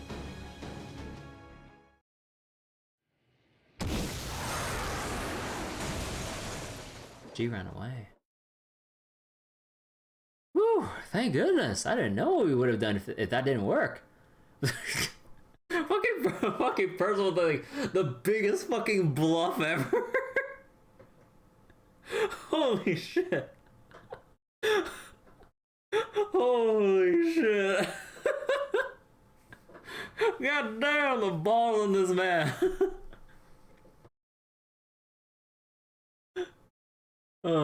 Did you really talk her, or did you really just talk her into retreating? Yes, my Lancelot is actually much kinder than she seems. I knew there was an excellent chance she'd listen to reason if I made a compelling argument, so I took a calculated risk. She knows that would have been a death match. Oh yeah, even more reason, or an even bigger factor as to what was it? Even more for Melusine to be convinced by Percival. Like, the words combined with the fact that it would be a death match for the both of them. She couldn't handle that. So goddamn, Percival. I don't know about you, Senpai, but that seemed more like a harsh scolding than a compelling argument to me. There's no telling when she might come back, though. Either way, now's the best chance to escape. Come on, Artoria, Kirby. We gotta find a way through the blockade and get out of the city. Oh, what the fuck? Wait, what the fuck is Aurora doing now? Huh. Oh. Instead of, music, you can hear all the battle cries and yelling and stuff in the city. Well, faintly. Aurora's living up to her name.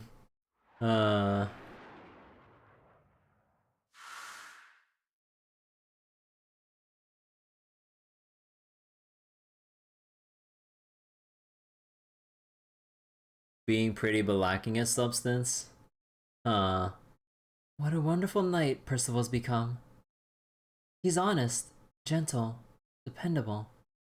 But I've never seen him so angry. He's actually the one who taught me what it means to be human, now that I think about it.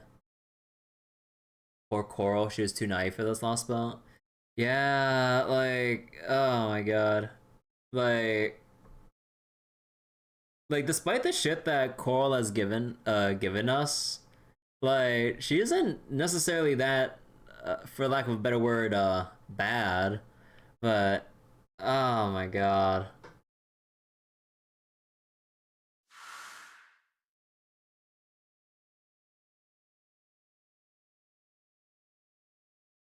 I know what I'm doing is foolish, but I just can't help it. Are those screams coming from around Salisbury?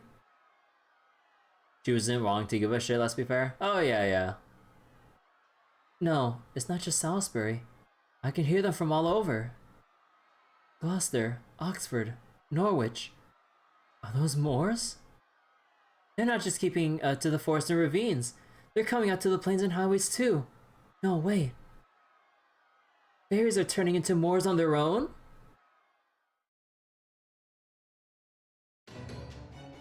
We just received a wind tiding from Salisbury. Queen Knocknari has been assassinated. Accusations from King Clan fairies have stoked resentment against Edinburgh. And now the northern fairies and upper class fairies in the castle are fighting amongst themselves.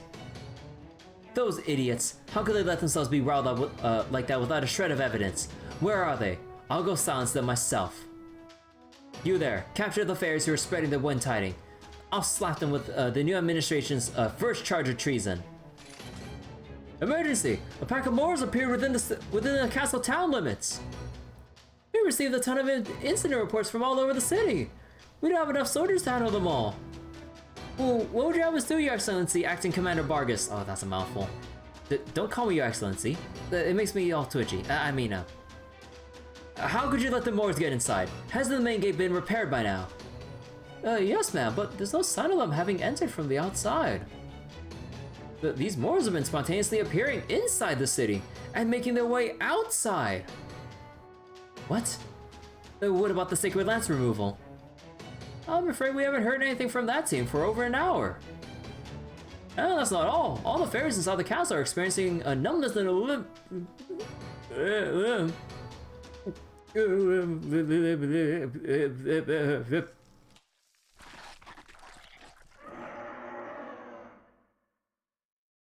Dreamed? But the Moors didn't even touch him.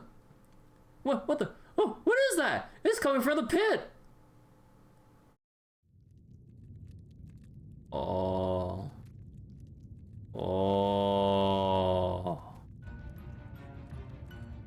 What is that? They're not Moors. There's something more primal, more horrifying.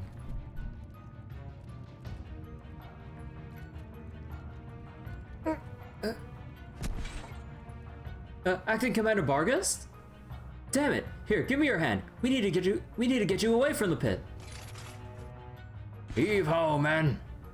Don't worry about me. I can stand on my own. You all need to get away from here. The pit is causing all these Moors to appear. They'll overrun the castle soon. Get to the plains while you still can. Tell all the other Round Table Army soldiers as well. Yes, ma'am. But what about you? If we're going to run, you and the other fairies should come with.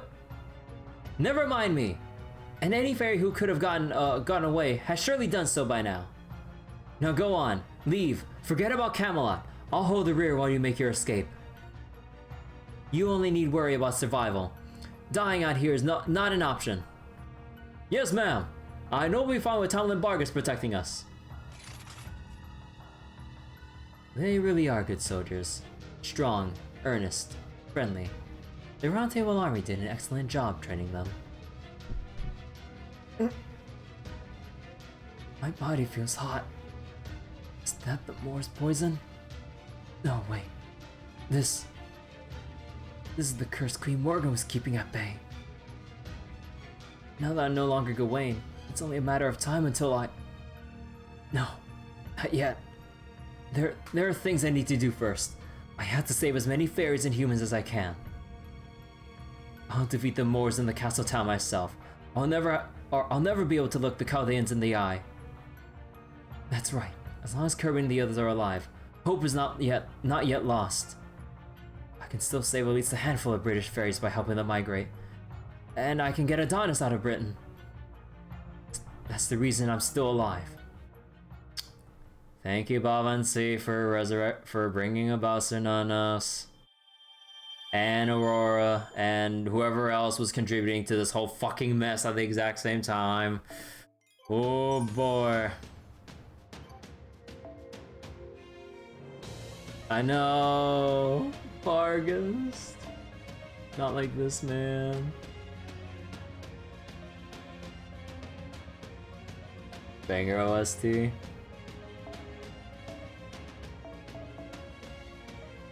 Let's see, who do I want for... What do I want for Lupin right now?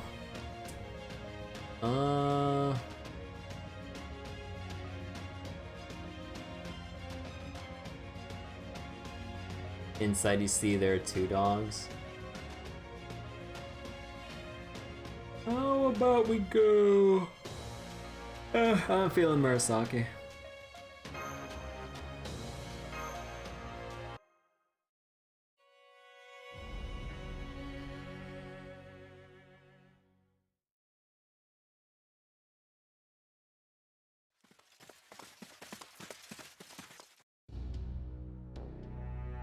We made it. I don't know how, but we made it. Yeah, the fairies from the north and south were pretty busy fighting each other. No time for us. I figured it'd be easy to get out once we gave the cathedral guards a slip, but it wasn't that simple. Yikes, they just closed the gates. We got out by the skin of our teeth. Wait, how about still at the pub? Ain't much we can do for it now that the gate's been closed. Not unless you plan on approaching from the sky, like Lancelot. But don't you worry, Habitat's tougher than she looks. And she's used to this kind of stuff. She's probably giving Mike orders on defending the pub even as we speak. We can meet up with her again once everything calms down. And it's not like you're all that close to Habitat anyway, are you? What the fuck? That's kind of fucked up to say. So don't worry about it too much. She can take care of herself. I guess you're right. I'm concerned about Habitat too, but we've got more pressing matters to take care of. Now that there's been suspicion cast on Artoria for the assassination of Naknara, I mean, it's only a matter of time now until there's an all-out war between the northern and southern fairies. And since we teamed up with the north, all 6 clans are going to be out for us and the Round Table Army. First of all, you should head back to Londinium now on. But first of all, you okay, buddy? You look real pale. I'm fine. Don't worry about me. I'm just tired. I'd like to think this uproar is confined to Salisbury. But you're right, Lord Muramasa. Time is of the essence. We need to act now before... Don't be ridiculous. You can hardly even breathe right now. You're not doing anything else until you get medical attention.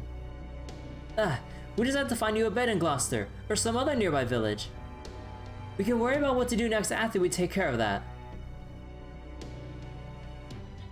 What she said, we need to find you somewhere to rest. Not just yet. We got some cleanup we need to do first. Looks like Moore's overheard the commotion. At least it'll be a lot easier to handle than the riot in Salisbury. Come on, let's take care of him, man. Woo, buddy! Hang on. Why are there so many of them? Mash, Da Vinci, grab Percival and get into that forest over there. Hurry! Premier, Kirby, Artoria, get ready to hold them off. We'll keep him busy for about 2 minutes, then make a break for the forest ourselves. We better get a 2-minute animated cutscene of this, of them holding off the Moors if Lostbelt 6 ever gets animated. Nah, just kidding. 99! Oh, wait, what the heck? Wait. They changed the UI a bit. Huh. There's empty space here. They made the life bars and icons and stuff a bit smaller. Oh. Huh. Yeah, what the heck? I was like, oh, why is this space empty? Huh. That's curious.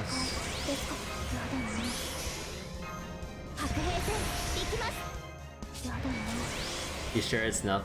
Oh my god, what the fuck do they have in store for me? Son of a bitch. Son of a bitch. Well, we're gonna find out. It's a good thing. You promise? I'm getting hints of sarcasm right there. I don't know. Something doesn't feel right about this.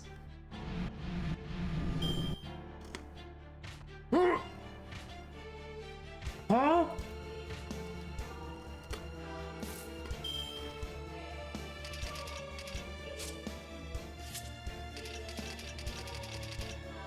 4?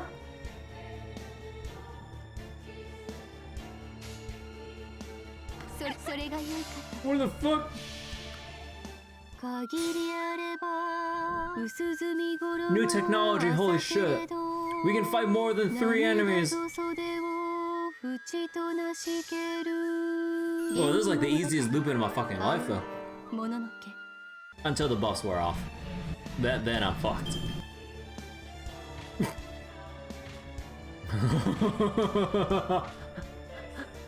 Oh my god.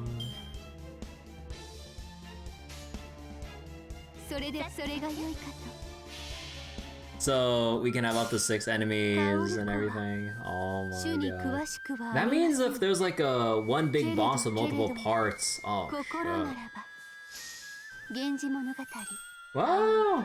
The existence of more enemies to target kind of gives more flexibility with like potential encounters, I guess, but oh my god. So you meant it was a good thing? Yeah! What the fuck, there's so many!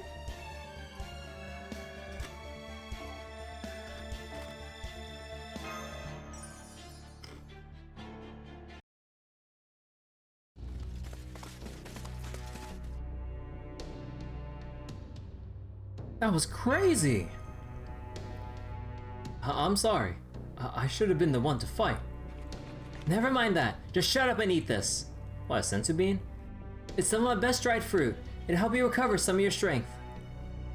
Thank you, Artoria. You really are the child of prophecy. You're one of the strongest, most honest people I've ever met. I knew I was right to wait for you. To believe that you'd come. Whoa, there's tons of Moors all over the highway too. What the hell's going on here? How can we get anywhere like this? Ah, Gray's getting out of hand. There's 2 of them now. Hey, there you 2 are. How are things looking at the other cities? That bad, huh? And I guess it's finally begun. A sensu raisin? Ah, yeah. Grimir?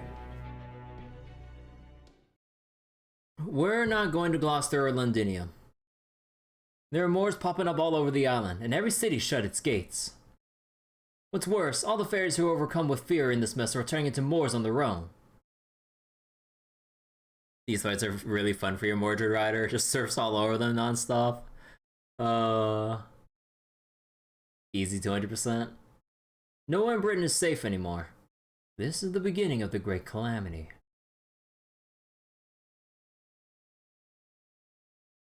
Dun dun dun. Well.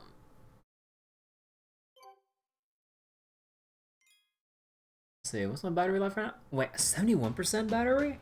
Holy shit. I thought I had like 80% left.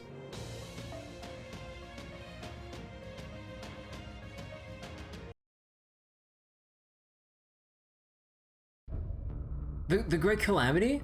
Already? Right, so, don't forget, Morgan's been waiting on it all this time. Don't think she knew what form it would take, though. A Great Calamity is kind of like pus that builds up in Britain over the course of a millennium. Double the battery drain. Massive death throes become magical energy that spills through the isle, and the calamity that catches that magical energy grows huge as a result. That's how the Great Calamities happen, and they're gonna keep happening as long as Britain's around.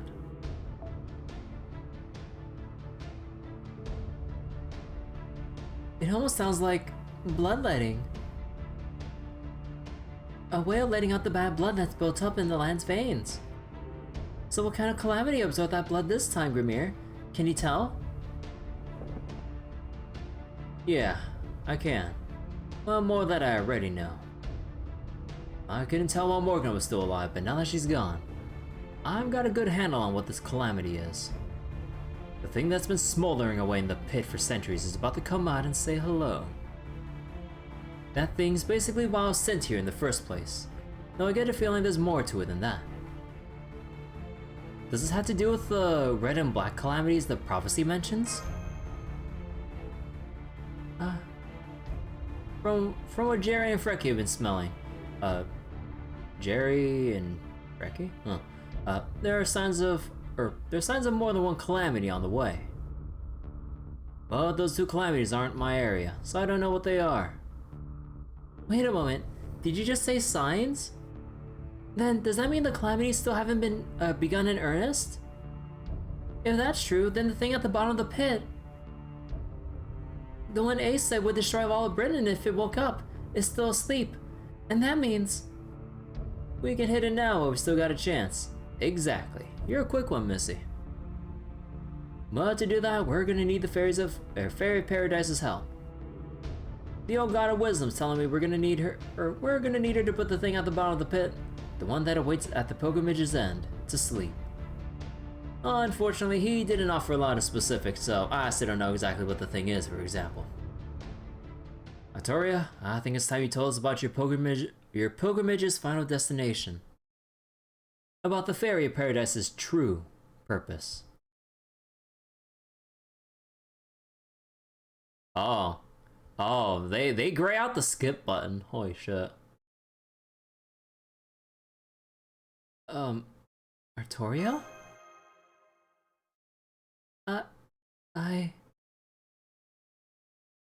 It's... talk about the worst possible timing. Can't they tell we're busy here? Never mind that call, Artoria. Go on. What were you gonna say? Huh? Wait, that was a call! Chaldea just called us! That's right! Don't you see, Da Vinci? We're getting a transmission! They're blue balling us? No, don't worry. They're giving us an emergency call. This is very important. Surely we're not preoccupied with something right now. Our electronic devices used to be inoperable here, but they're not working again. Oh. Well, damn. Don't I look like a fool now? Hello? Hello? This is codename Watson. Do you read me, Chaldea? Loud and clear, Miss Watson.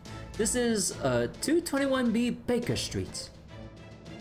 The last carrier pigeon message we received is 4 days old at this point, so I'm afraid we're not entirely clear on your current situation. But permit me to summarize our powers. About 1 hour ago, the border's various systems began coming back online, including systems that would previously shut down if we'd so much as approached the Isle. At the moment, our electricity is being provided by the steam generator while we perform maintenance on all parts of the ship.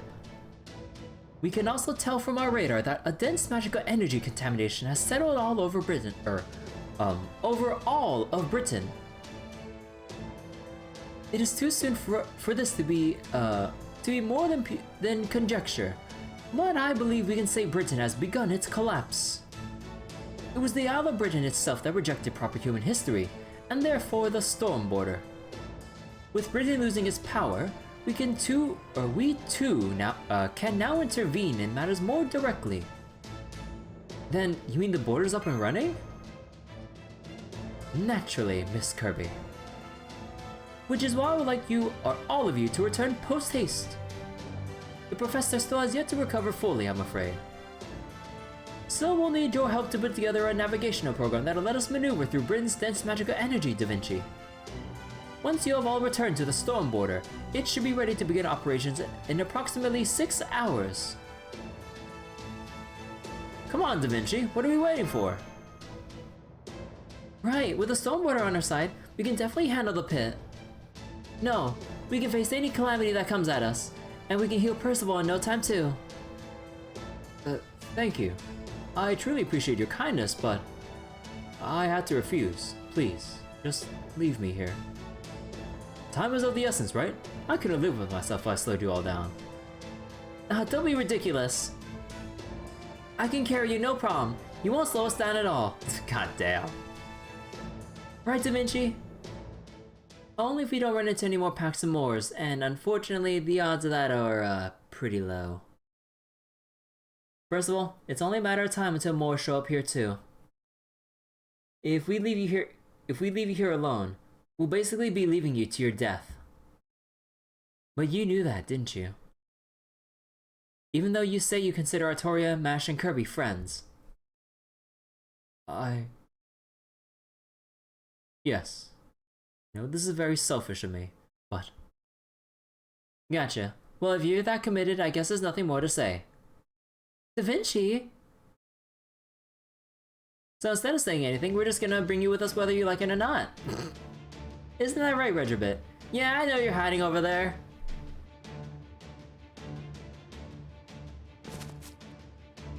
So, you already knew, huh? So much for waiting for the perfect time to surprise you. Were you tailing us? Well, yes, I was under orders to follow you and report back on your whereabouts. But no more, I quit. I quit all sorts of things, so I guess this means I'm out of a job now. So you're still keeping an eye on us for Aurora, I would assume. And it's like, yeah, you know, the shit's really going down, and I like these guys. You know what? I'm just gonna basically just pull a Miles here. I'm gonna do my own thing. And anyway, I overheard the whole thing from behind that tree. You know, I could only imagine he's trying to like hide behind a tree, but then you see like his backside, like his horse side is like sticking out from like the other side. Acting as Aurora's eyes. I mean, the whole time like he's been serving Aurora. Like, like even though he was like around us, like it was still under Aurora's orders to support us and everything. So not once has he actually been fully on Caldea's side, you know? It sounds to me like you all need a carriage, and one that verges on unstably fast to that.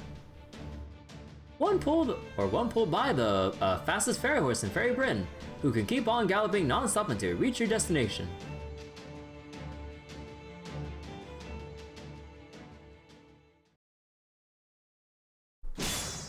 Well. Oh, Vargas. That makes 70. Pathetic.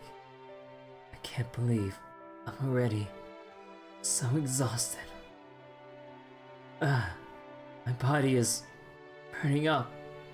My horns feel like they're about to burst.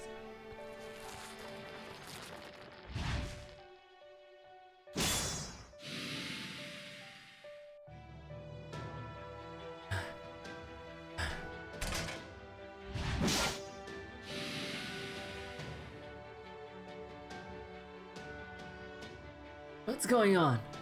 The more I defeat, the more of them there are. It's as though my exhaustion keeps growing. I can't seem to think straight.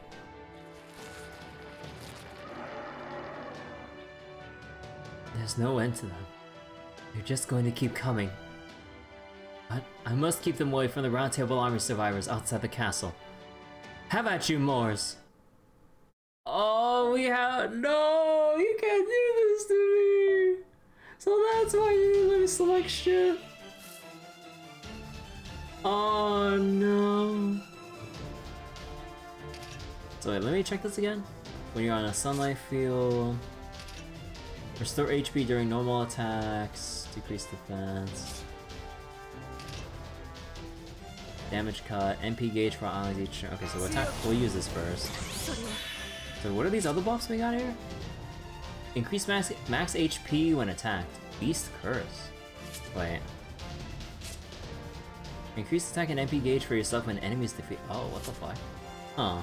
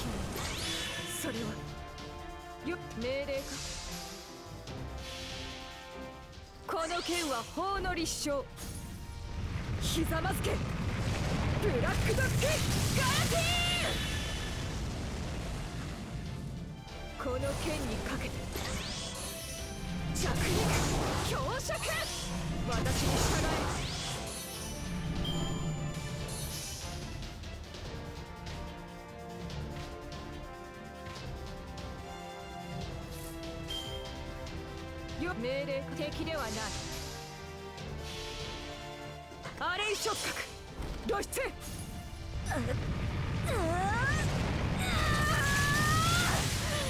聖剣両弱。強きにそれは私に従え。弱肉強弱。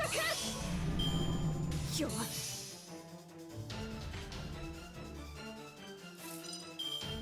強きにそれはいいだろう。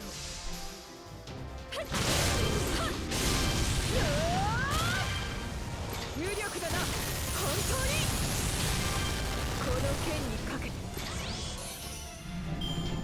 弱い。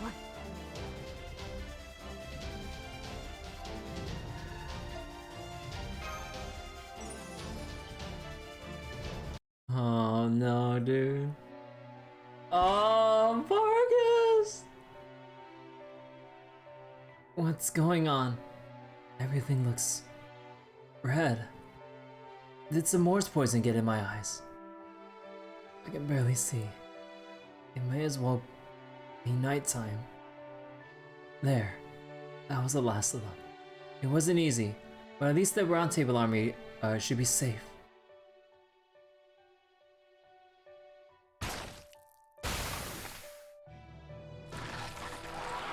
Oh.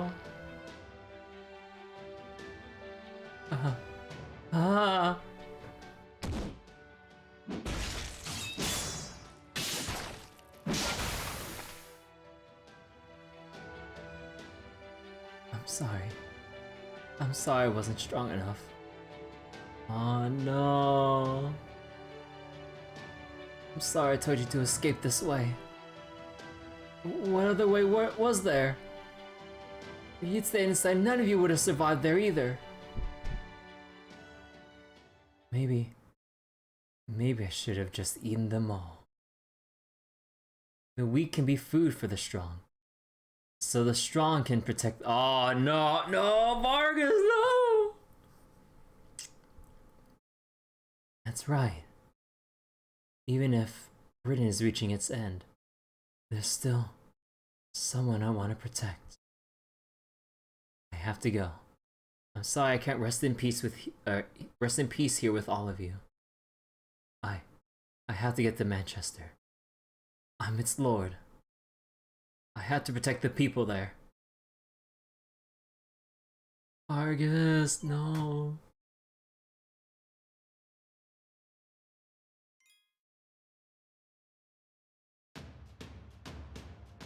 Bro.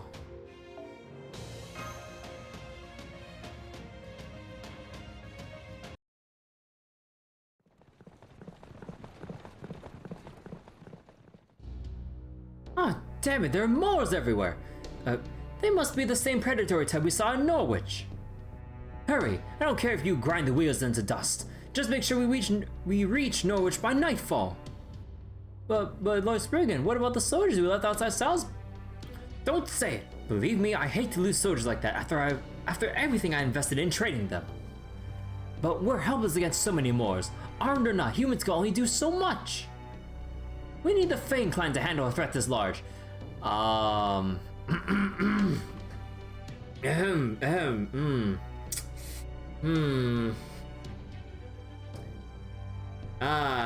Yes, the Fane clan. Oh. Ooh, boy.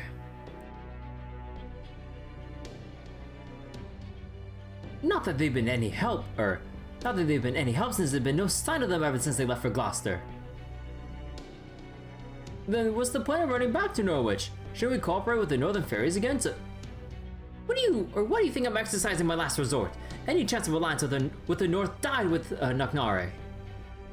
Damn it, of course I was gonna have her assassinated eventually, but there's a time and place for these things. Why did she kill Knocknare now instead of waiting for after the damn Great Calamity? Morgan's history proves beyond a doubt that the fairies need a king to keep them in line. What in the world was she thinking? No. Don't tell me she wasn't thinking at all. She didn't give a single thought to the future, didn't have designs on rising to power, nor the desire to run this country her own way. She didn't think about any of that. She killed Knocknar solely because she didn't like her. I can't believe it! How in the world did that monster survive for 2,000 years with such an empty head? Well, like you guys said, all beauty, no substance, I guess. Don't trust the Northern Fairies! Knocknari was a calamity! He just said, Aurora's an idiot. I know that. Salisbury is Lady Aurora's city. We'll protect it ourselves. Meanwhile, cutting away to like SpongeBob and Patrick. We did it! We saved the city! Yeah! Have any fairies been infected with Morse poison? Let us know before it gets worse, and we'll treat you right away. It's dangerous outside. Don't let the humans out of the city. They're our property. Anyone who tries to open the gate is a traitor. If you see anyone trying it, say something. Conduct yourselves in a manner befitting the clans. Lady Aurora will save us. Long live Lady Aurora. Long live Lady Aurora. Oh, good. I'm so glad to see the night pass without incident. And I'm especially glad things have calmed down outside. Here, Coral. Come join me for a cup of morning tea.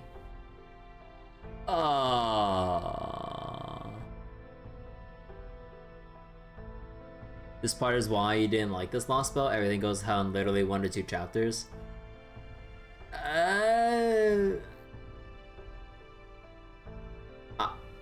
I'm kind of mixed, but holy shit, Aurora. She literally doesn't think, huh? It just goes to show how much Morgan's holding everything together. Yeah, pretty much. Sips tea, like, among the fire, just like that one meme. Yeah, pretty much. Cause like what all this shows is just how stupid fairies are collectively. Like, they're naturally fickle. They turn and backstab each other on a dime for no reason, for selfish reasons, for their own amusement, or don't think about the future, don't even understand the concept of a future with how long they live and everything. They don't see, like, despite trying to show them the bigger picture and long-term goals, like with like Mike, and trying to, like, you know, like keep the inn business going and everything for the future. He's like, I don't know what to do. I want Da Vinci here, and then, you know, starts to go all crazy in sync with the Great Calamity and everything. Like, if you let fairies like actually exist for as long as they have, like in this Lostbelt, as opposed to them just returning to what was it, the reverse side of the world or something? Like, yeah, they're crazy basically. Like, fairies are incredibly, what was it? Incredibly shitty humans, but with more power. So, oh boy. Lady Aurora, I'm afraid I can't agree about the night passing without incident. There are so many fairy corpses on the streets that we're having trouble disposing them, especially since we can't take them outside with the gates closed. And then, there are the northern fairies. Oh yes, it's very sad how things turned out for them. Not only is Knocknari dead, but now everyone knows Edinburgh's secret. What happened to the northern fairies who were here in Salisbury? They collapsed immediately after Lady Knocknari's death. We took the ones who were still breathing to the rearing house and keeping them under close watch. A rearing house? Since when have we had a rearing house? You ordered it built 16 years ago to raise human children. It's been abandoned for 6 years now, so I took the liberty of repurposing it. Oh, yes, that darling little house. I always did like it, and it turned out so wonderfully adorable. Okay. Well, you know, what was his name again? Well, ever since I cast out that gray-haired human boy, I haven't quite been able to bring myself to visit again. Oh, I thought you'd forgotten all about him. Lady Aurora, may I ask why you cast him out? What do you mean? He grew up after using the spear only once, remember? He couldn't become the child of prophecy once he looked grown up, right? He was a human after all. Right, of course. Was I wrong to reopen the rearing house? Oh no, Coral, it was a wonderful idea. That building is fully equipped for pest control. Pest control? It's perfect for the injured northern fairies. A wave of my finger would send them all to their eternal What the fuck? So now that they're all gathered up there in one convenient spot and Aurora just does whatever she feels like literally without thinking.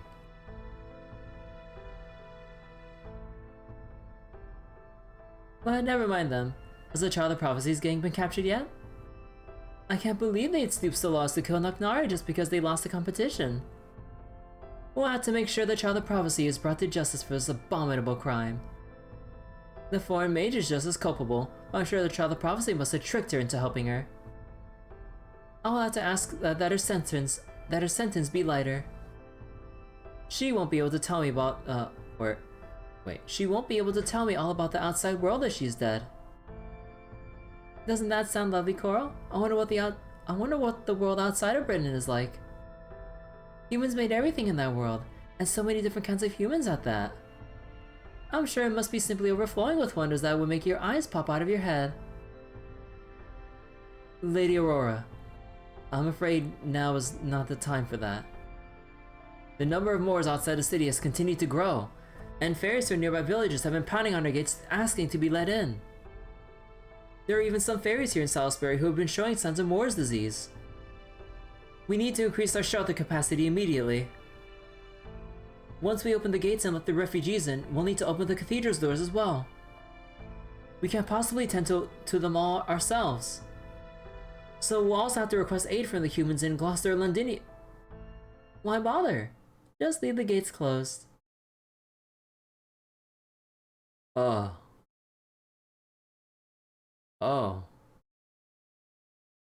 Oh, and do have the human guards dispose of the fairies with Moor's disease, won't you? That's the whole reason we've been raising humans in the first place. We raised them as executioners?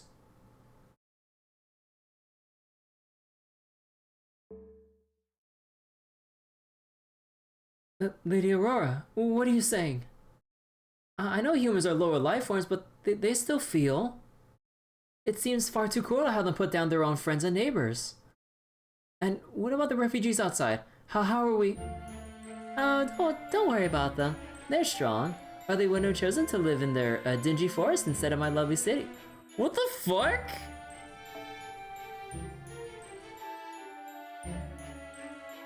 They're very strong, or they wouldn't have chosen to live in their dingy forest instead of my lovely city. What the fuck?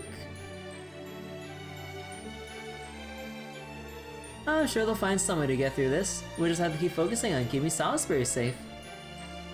Time will take care of everything, Coral. All we have to do is stay calm and wait. So, you're not going to do anything? You just want us to remain here in the bell tower, where it's safe. Now, Coral, don't be difficult. I hate to have to strip you of those pretty wings. And here we thought Morgan was cruel. Like I did to Halaboromia. You remember him, right? He was always arguing with me with the silly logic. You're not like him, right? You're a smart girl who understands my feelings. That's exactly why I know you'll continue working for me for the rest of your days. Fuck, dude. Halaboromia was the Wind Fairy in Section 1. Wait. Oh, the one from the Nameless Woods? Or, wait, in section 1? Yeah, wait. What? Holy shit. Bro.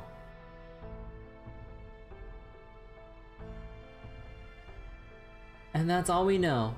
We only have the wind tiding to go on, so we don't have any more details. But it looks like the coronation at Salisbury was interrupted, and the Child of Prophecy killed Lady Naknare. And mass quantities of Moors have been appearing all around Britain. They also said that Moor's poison has been seeping out of the pit, and that all of Camelot is subsumed in a black fog. Morgan was cruel out of necessity, Aurora is just senselessly cruel. Yeah. Oh my god, dude. I see. It seems the Great Calamity has begun then. But this changes nothing for Gloucester. What do you mean changes nothing? As long as fairies vow to abide by Gloucester's way of doing things. Aurora's a narcissist? Yup. That is, to have fun above all else, regardless of clan affiliation, then offer refuge to anyone who asks. My Fey domain is still alive and well. No Moors will be making their way into Gloucester. Though, there isn't anything we can do for fairies within Gloucester who spontaneously turn into Moors. We'll just have to have the Fang Clan mercenaries Mirian?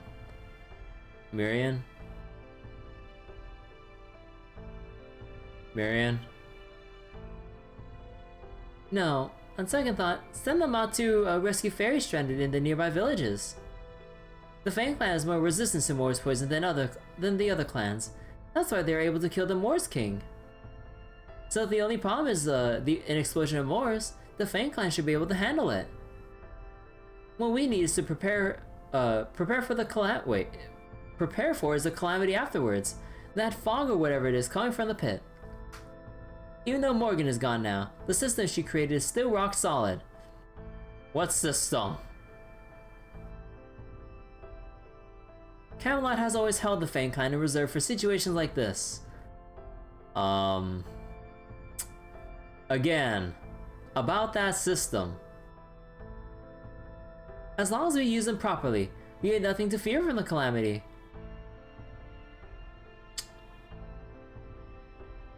Oh boy. Lady Marian, the Fang Clan is, well... Huh, what are you still doing here? I thought I gave you an order. I'm going to keep studying the pit. I'm finally getting to the truth of it. There are passages in the documents Morgan hid away about Britain's origins. Cernunnos and the First Prophecy. If I can decipher them, I'll know what the Great Calamity really is. Whatever's trying to destroy Britain. I swear to reveal it, or I'm not the head of the Wing Clan and the Lord of Gloucester. Yes, Lady Marian. It's no wonder you're Britain's wisest, fairest ruler. We, Gloucesterians are proud to have you as our leader. Don't worry, we'll take care of the city.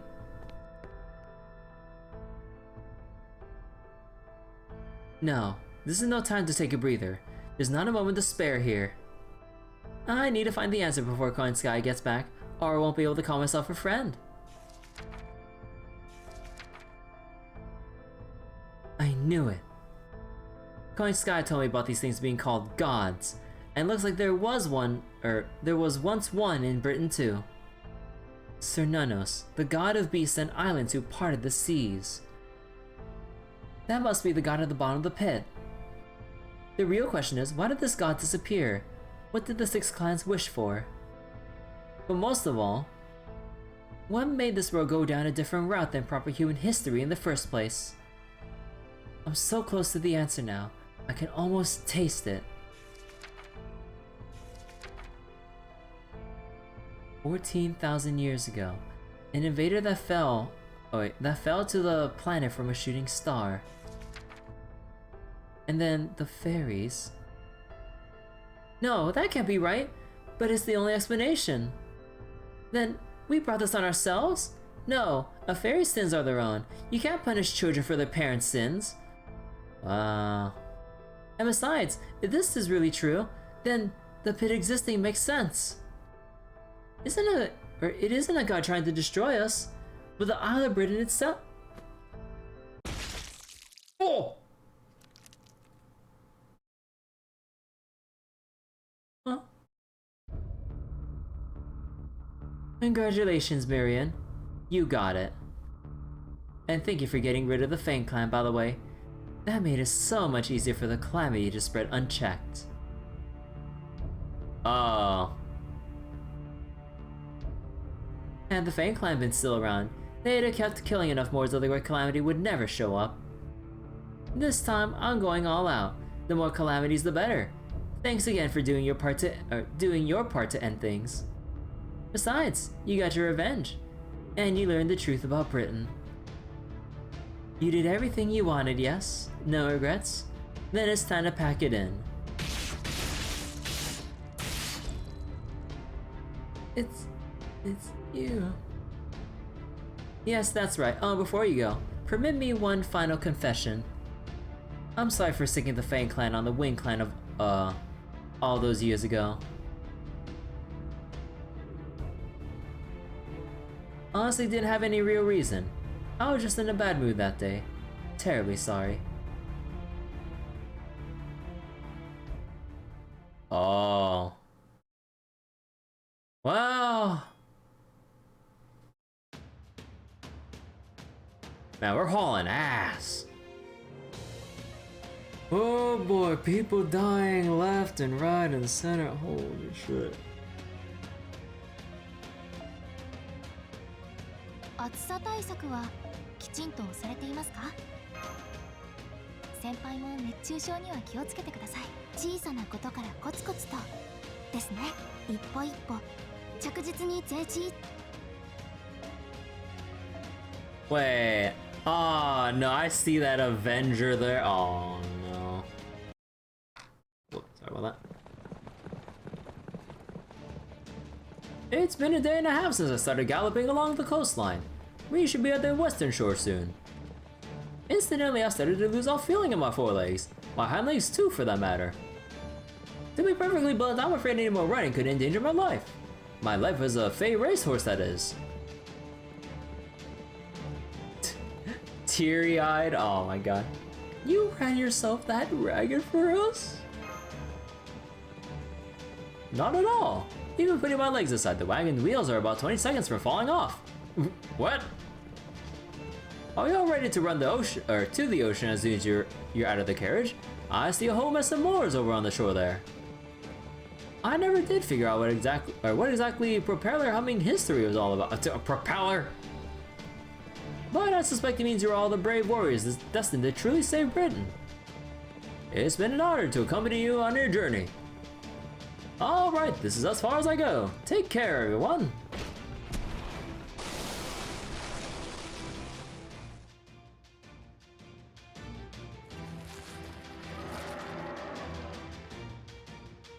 Thanks, Redra. You've been the best damn horse I've ever seen. Come on, Grimir. It's our turn now. Let's clear them a path. So are we... Oh, oh, god damn it. Okay, back you guys go. Oh wait, what was Avengers League 2? Moon Cancer.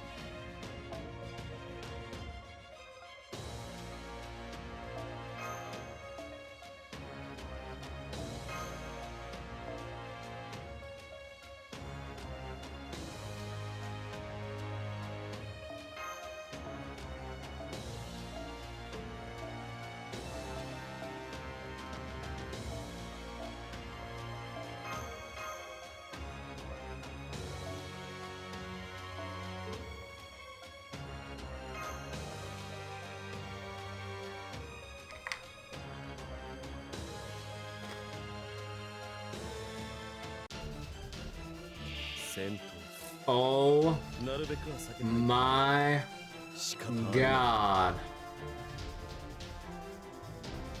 Do I have enough damage for this shit? よりやよりきれい水のうちに準備 Okay, I'm sure I'll regen just enough, so I think I can do at least this. 深い海にさりましょうよスプラッシュ迷いも嘆きも大切に海の泡に返しましょうニルバーナラキヘブンズフォームここでまっすぐ Yeah, there we go, we looping.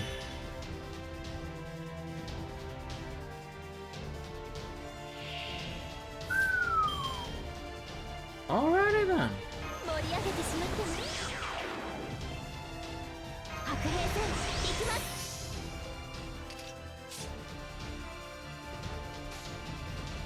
深い海に誘いましょう艶やかに柔らかにええせっかく夏ですので可愛らしいこと私の御殿に参りましょ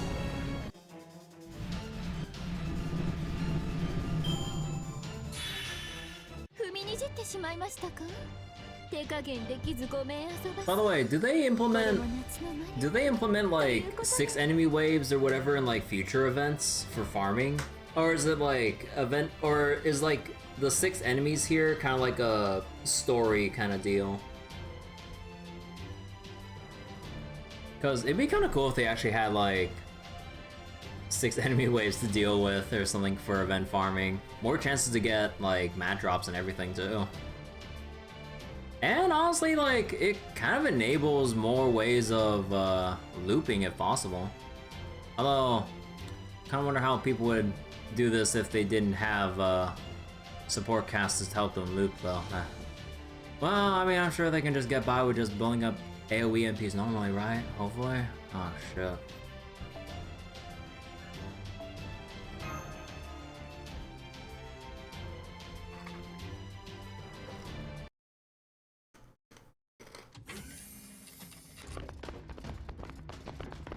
Oh shit, all the Nemos running around. It's good to be back.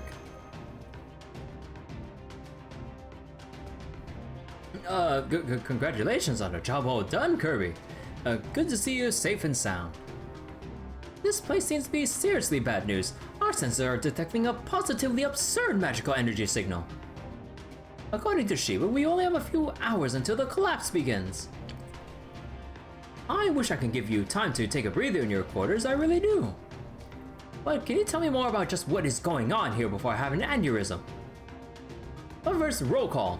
That must be Artoria, the King Arthur of Fairy Britain. That must be Percival of the Round Table Army, and that's obviously Koholin. And that must be Senji Muramasa, the alter ego disciple of the foreign god.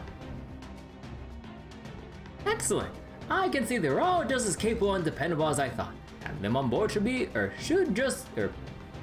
us the edge, or just the edge we need. Guten Tag, denizens of the Land of the Fae. A pleasure to meet your acquaintance. What the fuck?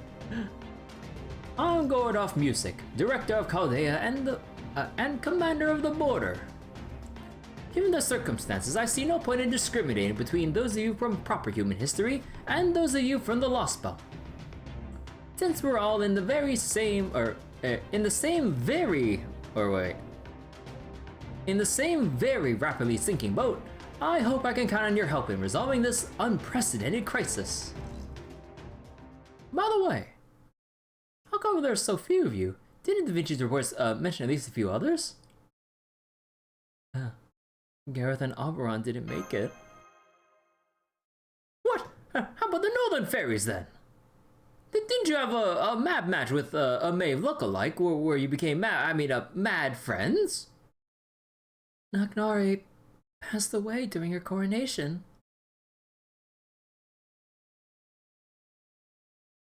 Oh, I see. And her death couldn't have been a peaceful one. A terrible shame. Well, we can't count on help from those who have already passed on, and there's no point in dwelling on it. Alright, let me tell you what the situation is here. We've begun our water takeoff sequence, but it's going to be several hours before we can leave. Technical advisor, I need you in the computer room yesterday. Nemo Professor needs your help. Mash, see that our two guests are well tended to. No, wait, take Percival into the infirmary first. He's not looking so good. Muramasa, Grimir, now that you're on board my ship, you be treated like any other Chaldean servant. Captain Nemo here will brief you on our plan of attack. As for you, Kirby. I see you're in just as sorry a state as ever, but that's nothing new for you by now, is it? You hope Gordolf survives until the end? He's the character that grows on you? Yeah, like, compared to, like, the god-awful impression we've got of him during the prologue to the Lostbelts, and just seeing him grow from being exceedingly cowardly to actually, like, growing a backbone and actually, like, giving proper orders and responsibilities to, like, everyone here in the Stone Border right now in the time of crisis. Like, this is some good-ass character development. And also the fact that he got his own little, like, time in the spotlight for an event during the Benny Enma event. That was pretty funny. That was more of a goofy thing, but even still. First, I want you to get yourself checked over at the infirmary. Then use a precious few command spells to replenish yours. After that, you're to return here and brief myself and the administrative advisor on every place you visited in Britain. Oh god, how do you TLDR like literally everything that's been going on here? Hey Ethereal Ferris, thank you for the raid earlier. Hello, welcome raiders. We're in the middle of a lot of reading right now, and we're going over how much we like Gordolf and his character growth since the prologue. How's everyone doing? As you know, we'll be going in there ourselves in the Storm Border in just a few hours. So we're going to need all the information you can give us on the land and the fairies who live in it. Hey Unafraid, hello. This raid is sponsored by BB's child support fees. Oh no. Welcome everyone. I'm Kirby.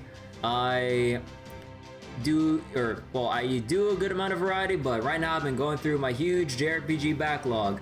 But that JRPG backlog is gonna be put on the back burner a little bit so we can get through Lostbelt 6 Act 3.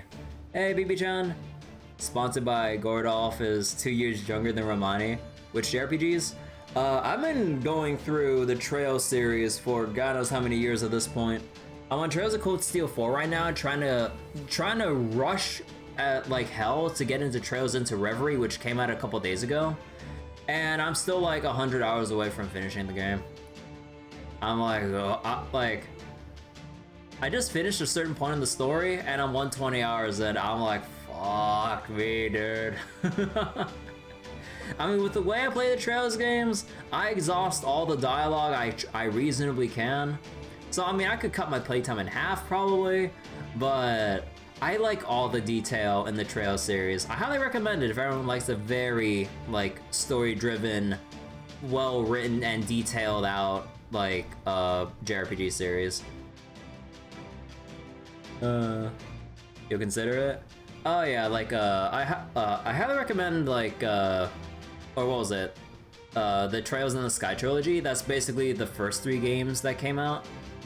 But yeah, it's a bit of a slow burn, but if you're patient and take your time with it, you'll really grow to appreciate the characters, the music especially, and all the little details Falcom even puts into the minor NPCs and everything. Highly recommend it. Yes, sir. Good. It's been a day and a half since our last transmission, so if we leave in 6 hours, that'll be in about 2 days. No, I don't see the entire world ending in 2 days, so we should still have plenty of time, I think. Nonetheless, this is going to be a fearsome battle, so make sure you're all well rested and ready for anything. Well, 2 hours into the emergency meeting. I see. Very well. I believe I now have a firm grasp on what has transpired since our last communication. I appreciate your attention to detail, Miss Kirby. With your information, I know what we need to do, though whether we can do it is another matter entirely. Oh, so what is it we should do then? Broadly speaking, we have two goals. The first is to prevent Britain from collapsing. That will require us to investigate the pits, stop the calamity, and wipe out the Moors that have sprung up all over Britain. And the second is acquiring the divine constructs. You gonna go back to sleep? Alright, BB-chan. Thank you for popping by. I appreciate it. Have a nice night and everything. We came very close to the ladder, but it seems we were thwarted at the very last moment. Ah yes, the sacred lance that was supposed to be sent from Camelot. I don't blame the Round Table Army for this, but I still can't help but wonder if they couldn't have finished just a day sooner, damn it. About that, Grimir, could we see you here for a moment? What's up? Got a question for me? I do, yes. It pertains to the divine construct. We thought we could achieve that goal by seizing one of Camelot's sacred lances. But according to Miss Kirby, you seem to be a bit put off when the topic came up before.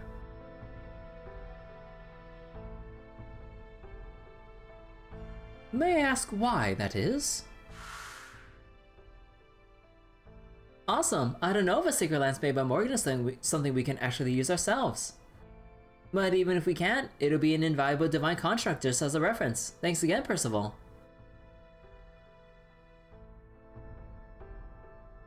Damn, you got a mind like a steel trap, don't you, Kirby?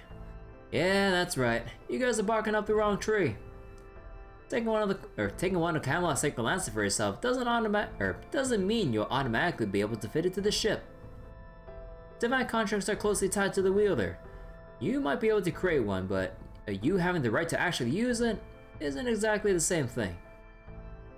Until you guys get back what you are Chaldea, no. What all proper human history lost when the world was wiped clean. You'll never be granted a divine construct of your own. Wait, how exactly do divine constructs work? Tied to the wielder, you might be able to create one, but you having the right to use it? Until you guys get back what you are Chaldea, or no, what all proper human history lost when the world was wiped clean, you'll never...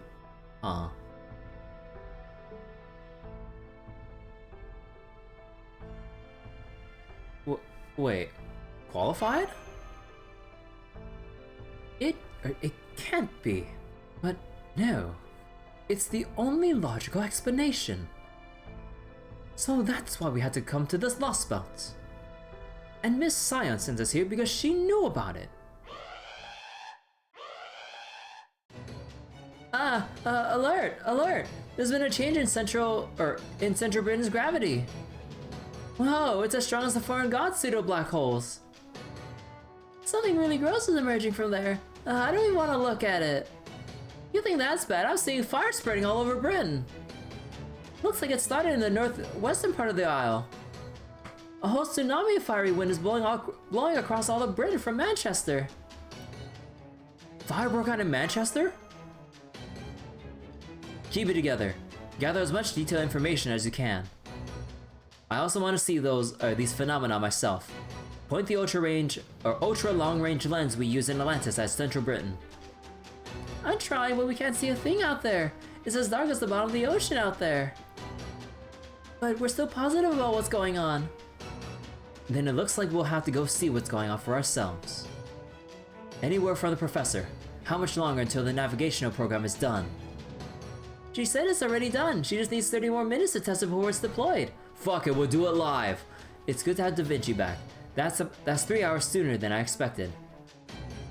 Gordolf, Holmes, the ship is ready for battle. Kirby, would you bring Master Artoria Castor here?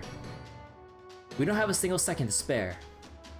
I hate to do this, but it looks like we won't have any time for a test drive before we head out.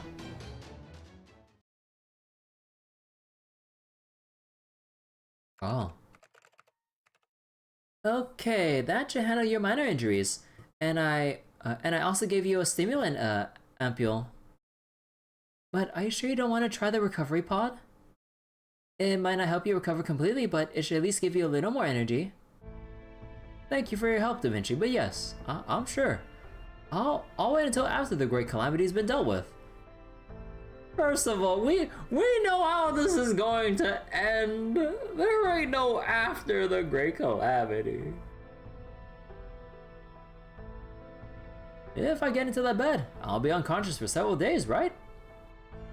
I'm the commander of the Round Table Army, and that's time I can't afford to lose. Even if I can't be of much help, I want to see what becomes of Britain.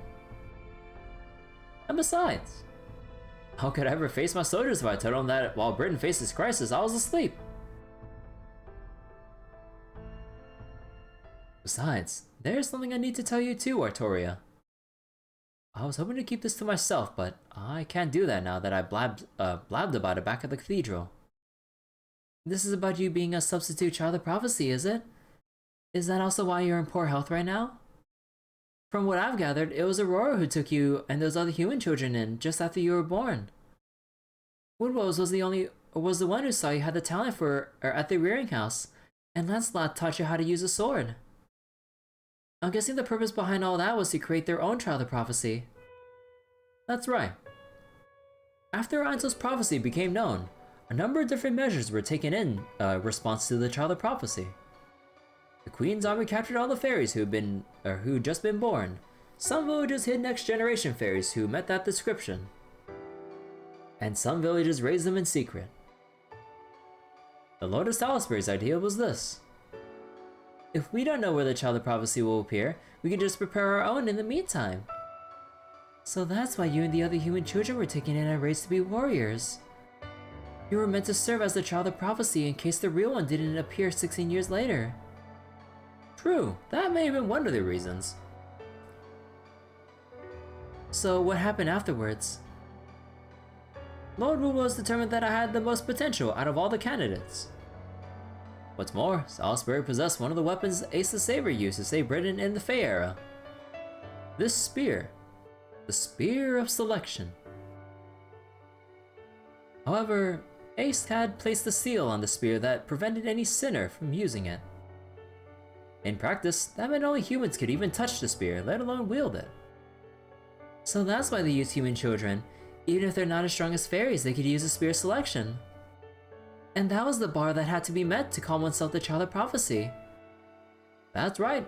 Then, when I was 10 years old, I succeeded at drawing out the spear selection's power. I think it chose me. That it wanted me to use it to kill the wicked fairies, or kill wicked fairies. I'm sure I heard a voice saying something like that in my head. That was also when the Mirror Clan disappeared from Britain.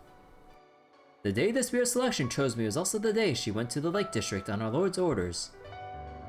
Hang on, that doesn't make sense.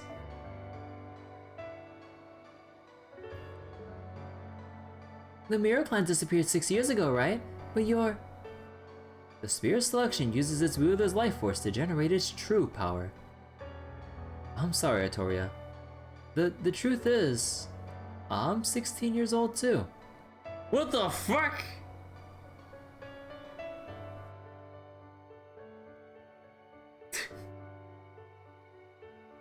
uh... 16, my ass. I mean, we know that humans are literally built different in this Lostbelt, but still. God fucking damn it. I was 10 when the Spear Selection chose me, and I aged 10 years as a result. That's why I have the body of a 26-year-old. But British humans only live 30 years on average. That's why you didn't age any more the second time you used it. You couldn't age anymore. Does that mean the only reason you're still alive now is... Yes, I must have been born stronger than other humans. Man, literally born different. I guess Lord Woodrose did choose well, huh? And that's why I owe you an apology, Artoria. Aurora said Percival grew up using lens. Oh yeah, I mean, I remember that. I mean, I knew he grew twice, but like, I kind of forgot. I kind of forgot like the whole like, fairy Britain human lifespan for a moment. So now that I'm reminded, I'm like, oh, right. Kind of forgot about the 30 year lifespan, well, on average. I was raised to be a substitute for you. No, to be a threat to you. But instead of coming clean about that, I began an organization meant to support you. I used your name without permission, just so I could put the Round Table Army together for my own selfish reasons. I have no right to speak about peace in Britain, but I went about preaching it all the same. That's not true at all. You didn't do this for yourself. You never did. Even now, you're forcing yourself into action just to save Melusine.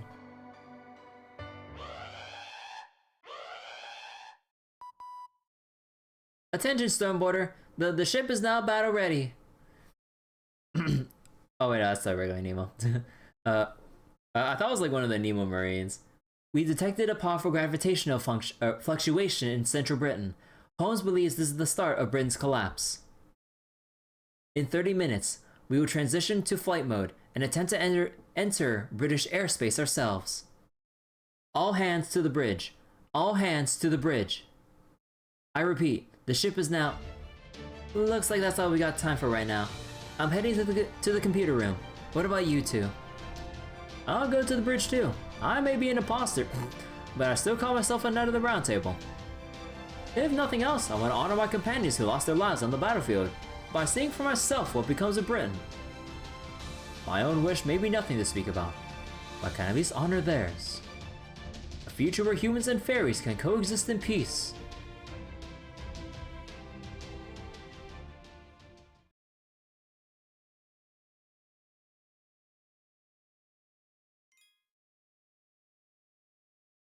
Okay, wait, battery check. Oh!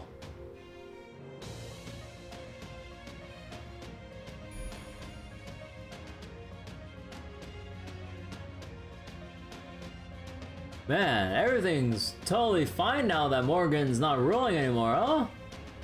I wish came true, burn the fairies. Oh, man.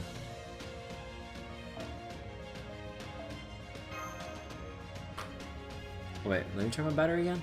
I'm at half battery right now. Okay.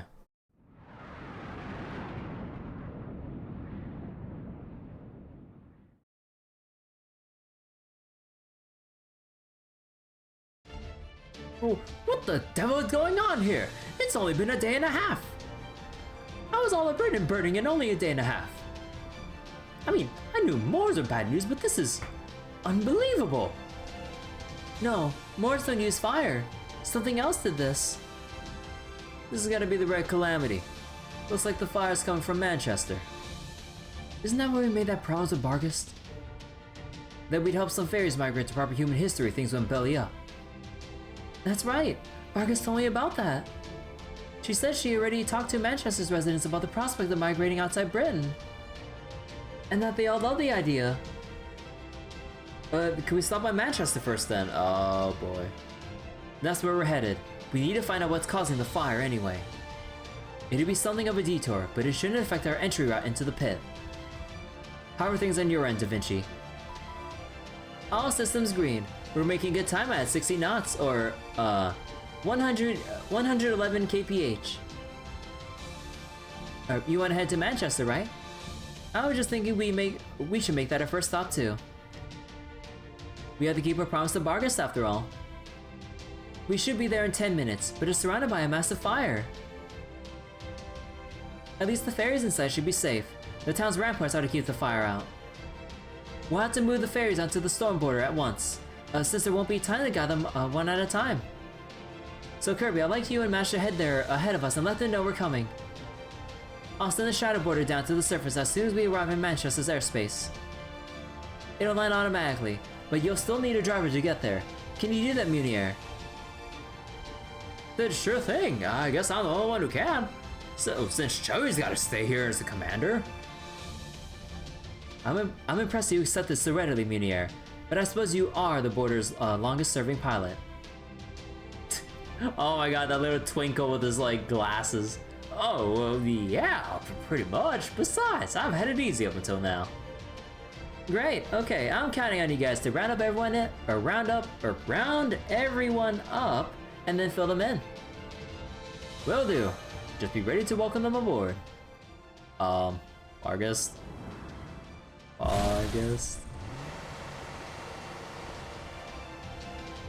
Man, I feel like a paratrooper. Da Vinci thought up an autopilot mode for everything. Scanner for hostile entities. Good, no more is nearby. Outside temperature is 1,000 degrees Celsius. That's like running around the inside of a forest fire. Make sure your Mystic Code's good and secure, Kirby. All right, full speed ahead to Manchester. Let's go. Vroom vroom, motherfucker. What do you mean we stopped already? Open the hatch, we're heading out. Huh? Munier, the hatch is still locked. We need you to... I'm sorry, I can't. You can't go out there now. Damn it, what the hell's going on here? You guys said Manchester was supposed to be this quaint, idyllic town, right? So what the hell am I looking at? Munier, what are you talking about? Come look at the monitor.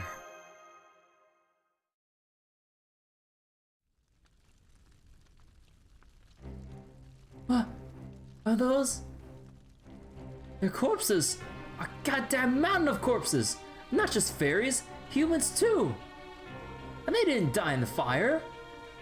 The human corpses are all torn apart, and looks like by fangs.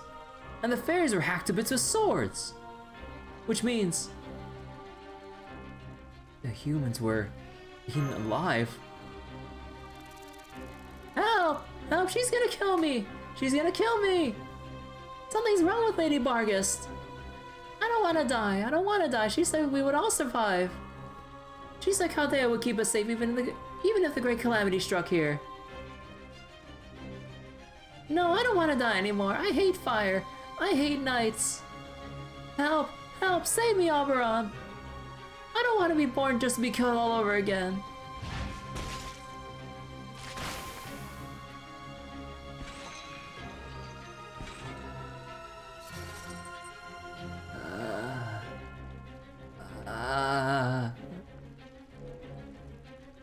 Holy shit, dude. The fucking outfit.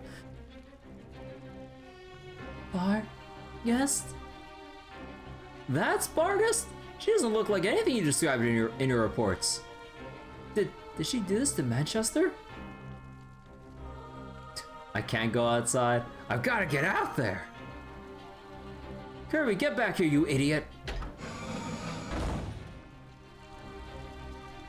Bargest, tell us what happened here. Chaldea, you're here. Just like you promised. But you can't be here. Leave. Go away. You need to escape. Britain's fairies are... It's all my fault. I should have known better.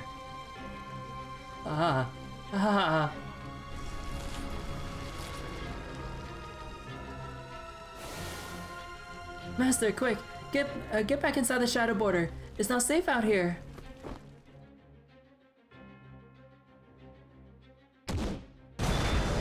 Oh. Dear gosh, you just kicked the border like a goddamn football! Get the border out of here, Munier. That's the magical energy eater Da Vinci wrote about in her reports. She's sucking up Senpai's life force. I'm trying, but the steering wheel's not... Huh? Hang on. She's going one on her own. Yeah, she's not too interested in us. She's headed outside the city, I think towards Gloucester. And she's not alone. There's a bunch of black dog-like creatures following her.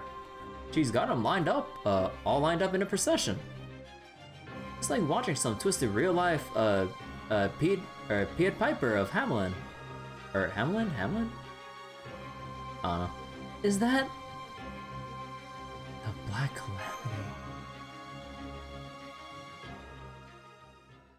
Argus, no. Dude, fuck everything right now.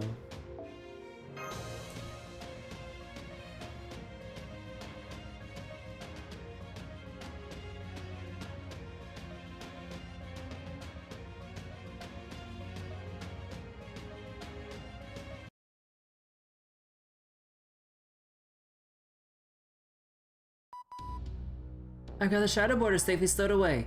Are you guys ready to head to the pit now? Yes, Manchester has been completely destroyed. Given what has become of Bargast, and the fact that she's now leading a procession of black dogs, I believe it would be best to refer to her as the Calamity of the Beast from here on. Regardless, though we could take her on now, I agree that we should make our way towards the pit first. I trust there are no objections. Hey, come on. Just because it's true doesn't mean you have to be so blunt about it. She might have been our enemy, but Bargast was one of the few fairies in Britain who... it's okay. I'm not sure why Bargast slaughtered all of Manchester, but whatever the reason is, it's no surprise she became a Moors after doing something so horrific. I have no problem calling her a calamity now. Okay, if you're sure. Just don't push yourself too hard, okay, Artoria? In any case, we have to fight Bargast eventually, since she's the source of the fire spreading all over Britain. The walled cities are still holding out, but the fire's completely devastated the forest and the plains. It also looks like the smoke from the fire's gathering up in the sky and forming thunderclouds. She's consuming the lightning they generate as their primary food source. Her magical energy grows with each step she takes. We're going to have to stop her before she becomes a literally unstoppable monster. Even so, we need to check on the pit first. There's both a red and a black calamity, right? We can't go to war until we know the enemy's strength. Luckily, the calamity of the beast is still moving slowly. She seems to have headed towards Oxford right now, but at this pace, it'll take her a good 4 to 5 hours to get there. That should give us enough time to come up with a plan of attack. Got that, Artoria? Kirby? Nod. What is that? What is that? Oh gods, it's gross. I don't want to look at it anymore. Stop that lookout. What are you talking about? You can see the pit, can't you? Save the wine for later and put it up on the monitor. Now. Our primary objective is to acquire the sacred lance at Camelot, whether we can use it or not. So we need to get a handle on what's going on with the pit as soon as possible. Yes sir. Putting it up on the monitor now.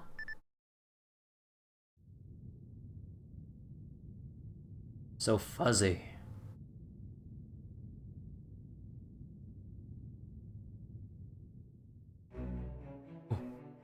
Oh, what?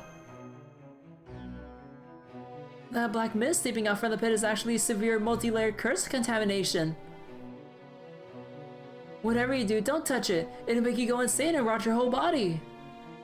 Although, whoa, this is amazing.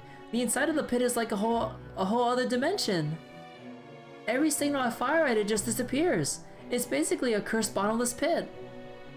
No, never mind the pit itself for now. That's the real problem. What are you doing, data collection? Get to work already. I'm trying, but I can't. I can't get a read on its magical energy or its spirit origin. I'm not even getting any real numbers for its massive volume.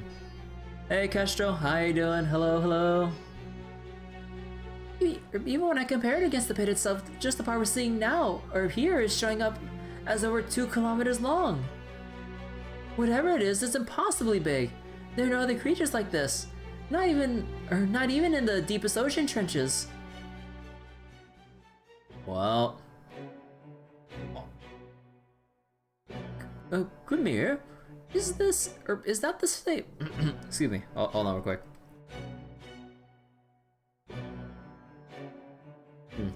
I'm running out of water already. I'm doing fine, Kestrel. Having a lot of fun reading FGO so far. Uh, uh, Eventually we'll get back to Cold Steel 4, or Trails of Cold Steel 4, but we're gonna be in FGO reading mode until I finish Act 3 for Lostbelt 6. So, we're gonna be doing this for the next couple nights.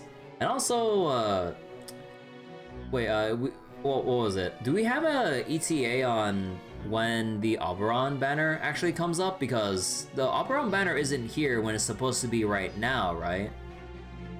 So, did they make a date on when, like, Oberon's banner will come up?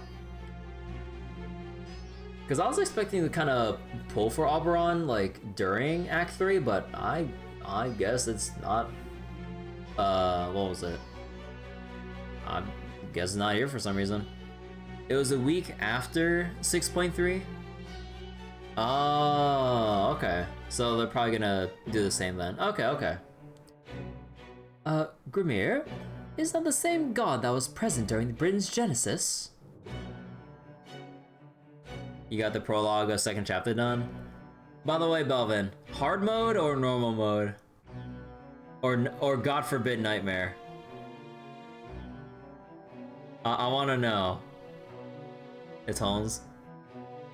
We need to touch upon this game, try you pulled this? But yeah, wait. Did you start second chapter on hard mode or what? I want to know what you think about the prologue. Normal, you actually want to finish things in a timely fashion? I mean, honestly, like, aside from the prologue and second chapter normal, hard mode actually isn't that bad at all. Because, like, the way that the Trails games are balanced, like, it all just comes down to adequate strategy, even on hard mode. There might be a bullshit moment or, like, a gotcha moment, but for the most part, like, you can just prepare and then you can kind of proceed as usual. But yeah, that's understandable. Because yeah, Trail series is really goddamn chunky. Yep, that's Cernunnos, the beast god. In Celtic mythology, it's the king of beasts. And the one who knows hell itself. Here it's the being responsible for Bryn's creation. Even unknown getting smacked around by bosses? Huh. But yeah, like with my experience with the prologue and second chapter on hard mode, oh my god, I had to restart so many times because you were so limited in what you can actually do in that fight. And then I looked up like how the fight was on nightmare mode on just a regular new game, or on a fresh playthrough I mean. Oh my god, you had to rely on so much RNG, it was not funny. And I was just watching it, I'm like, jeez, man. But aside from that, as usual with Trails games, the early game is always the toughest. That thing's why the old god of wisdom chose me to come here as his vessel. That said, he didn't mention how much it's changed. If this is his idea of a joke, I ain't laughing. That thing's way too big for anyone, human or fairy, to do something about.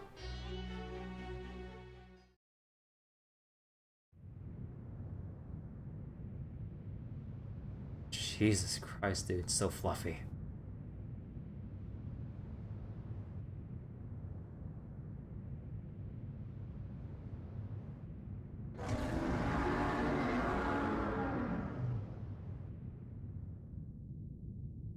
Oh. That's the creature from the mural. Is this really happening? Please tell me it's just a bad dream. Zeus, I can understand. He was a machine at least. Ivan the Terrible might have been a massive mammoth, but that made sense for the frigid tundra. But that's a living creature. There's no way any living creature could be that huge, and it's just standing there, menacingly eyeing right in front of Camelot. We can't possibly go into collect Rungaminian now, or can we? Well, what do you think, Administrative Advisor? Is there a chance we can get past that thing? I hate to say this, Gordolf, but I simply do not know. We simply know far too little about that creature to say anything for certain at this point. I can say even viewing it through the monitor is enough to give me, palpitations. That creature is pure concentrated curse. In fact, I dare say there's never been a maledict god more powerful. It would be suicide to step foot in Camelot right now, And yet, I suspect that creature is precisely why Queen Morgan prepared the sacred lances. Just look at where she kept them. Then, Queen Morgan was preparing a means to defeat that thing. She had a plan to protect Britain all along. And in order to protect Britain, she had to kill all the fairies from fucking things up. Well, in the end, she was right.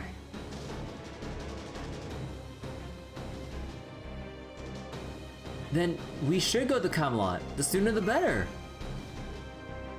I agree. Besides, the big guy hasn't so much as budged. Maybe he's just there, existing. And that's what he does. Plus, Sarah's ought to be able to withstand some degree of curse. Van Gogh be like... So I say we do what Kirby says and head down to Camelot's throne room now before... We can't. It's too late. It's all too late.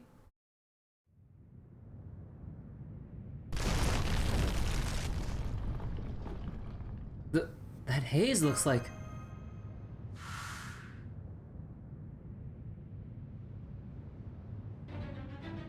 It's the same as the calamity we saw in Norwich.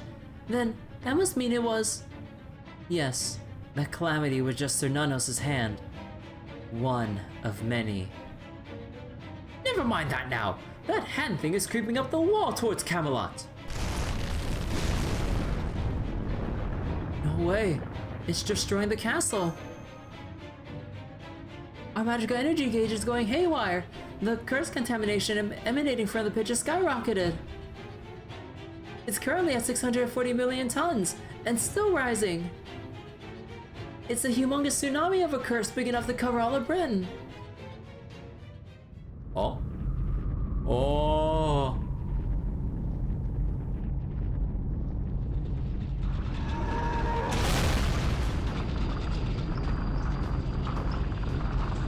Oh shit.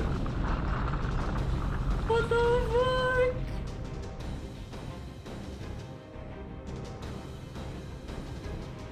Power the port, 180 degrees. We need to get out of this airspace now. If that stuff swallows off the border, we're done for. Don't even let one of its fingers so much as graze us. What the fuck? Holy shit. Oh shit, we get more animated cutscenes. Oh, that's a lot of hands.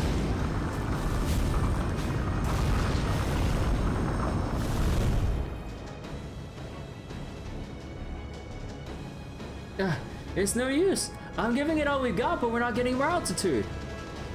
So Nono's supposed to have 100, no, 200. I can't even count how many hands it's got. They're everywhere you look. We can't avoid them all, let alone get away from them. Damn it, Da Vinci, what about the shadow border? It won't work. Even if we could get everyone on board in time, there's nowhere to run with the ground covered in curses. There's no way out of this. I think this might be it for us. Contact in 7, 6, 5. Goodbye, everyone. It's been swell knowing you.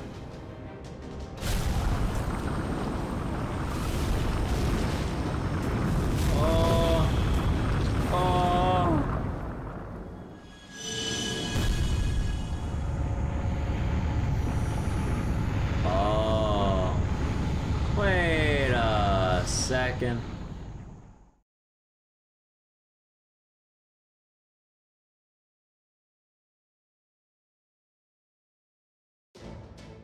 We have visibility again. Those icky things are gone.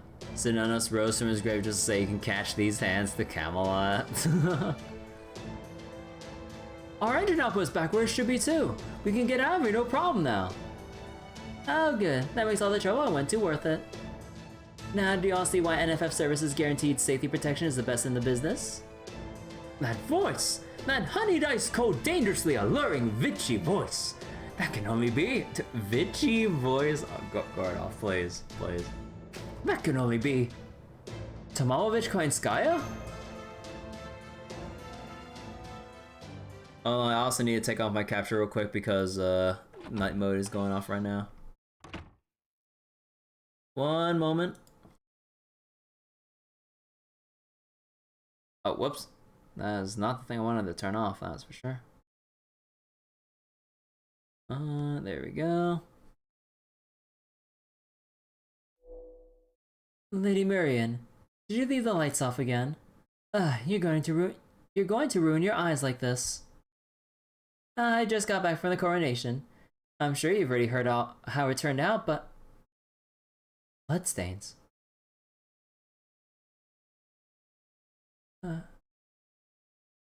Marian!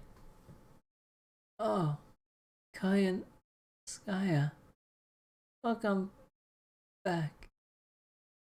I'm glad you're here. I still hadn't said a proper goodbye.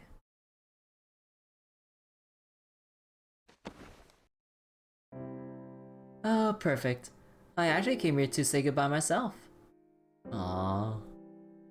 There's some concept art for Sononos of honestly. It's even creepier. You know what? Fuck it. Let me see this. Oh, what the fuck? Oh. Huh. Honestly, I would like to see the concept Sononos instead. Oh, what the heck? Wait, that's interesting. Huh. And then fucking Sononos plushie. Huh.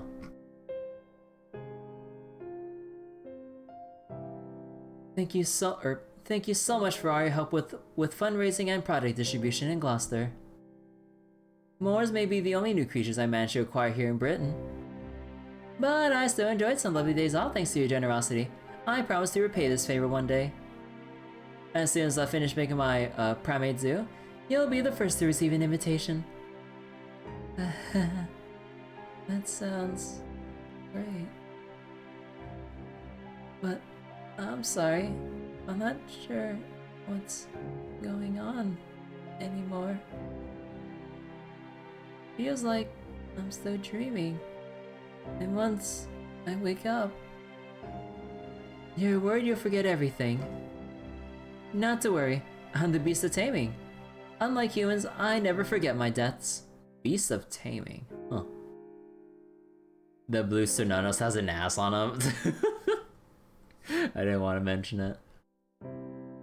Thank you for calling me your friend, my eccentric little princess. It would be an honor to purchase your joy and grief from my catalog. I never sell them, of course. I'm quite fond of you. I see. Then, do you think you could pay me for them now? I was an idiot. I couldn't keep my anger, my hatred in check. I'm responsible for this. I should have realized who the true enemy was. But instead, I was used and manipulated right to the end.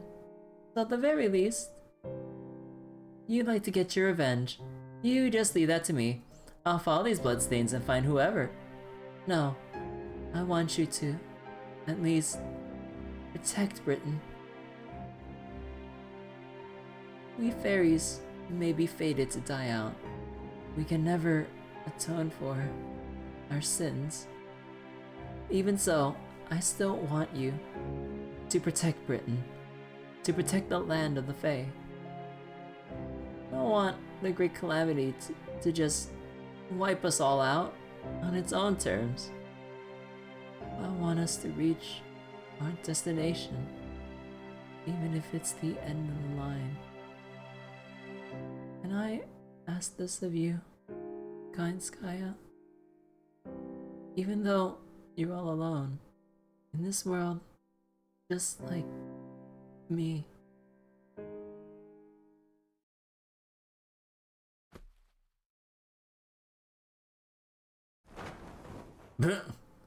Protect Britain in the true sense of the word, huh? Alright, I'll do it. If you're looking for me to protect rather than destroy, it's obvious what needs protecting. Rest assured, NFF Services has the situation well in hand. I'll make sure the ones who can make the real villain's life hardest stay safe and sound. Oh.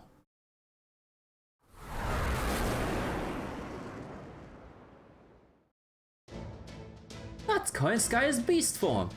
Marines, can you put that up on the monitor? It's no use, our cameras are being jammed, and our sonar's not working either. Ah! Do keep those annoying posters off of me, won't you? They're messing with my concentration. Sonar jamming, eh? As with Limbo, it's only a matter of time until we need to settle things with Koinskaya. I was hoping to collect some data that would help us eventually subdue her, along with some inspiration from my deductions. Well, are you going to escape or not? This emergency evacuation service expires soon. If you need my services again, it's going to cost you dearly. Right, get us out of here double quick. I certainly don't want to be stuck with a preposterous bill. But we will pay you in full for this service eventually.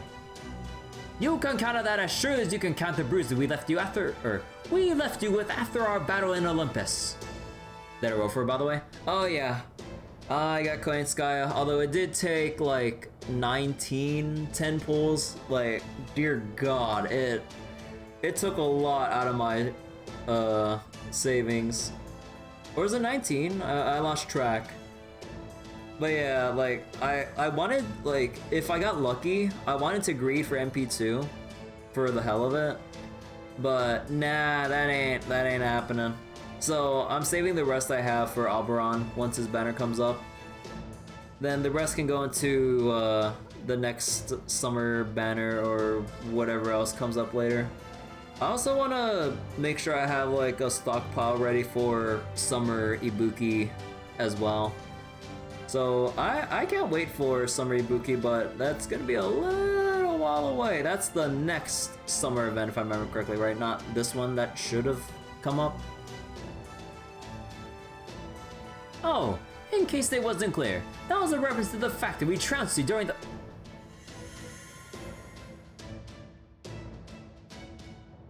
Ah crap, we just lost some power to the engines again. Can it, Chubbs? You're messing up her motivation. No, it's not that. Pressure's building up on the ground again. It looks like even Koinskaya can only hold it off for so long. Munier, get us out of here. Whatever you have to do, do it. I don't care if you have to ruin one of the Triton engines. Make it happen. Ah, sir. I'll apologize to engineer later. And you said won't give lots of sync ports for racing servants to final ascension, so it should be fine. Oh. And that's as far as the friend discount goes. The rest is up to Chaldea. Rarely use her NP anyway. Oh yeah. As for me, I think it's time to return to my headquarters. So this is Cernanos' curse. Easy to mistake it for a weapon capable of destroying the world.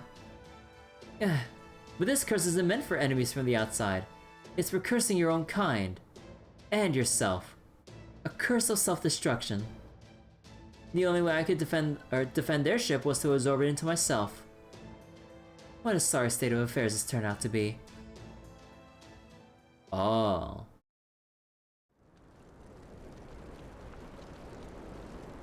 And so the Chaldean ship barely managed to escape from central Britain. Margus, now transformed into an enormous calamity of the beast, continued wreaking havoc in other cities. Having crawled out from the pit, Cernanos continued exuding seemingly endless curses.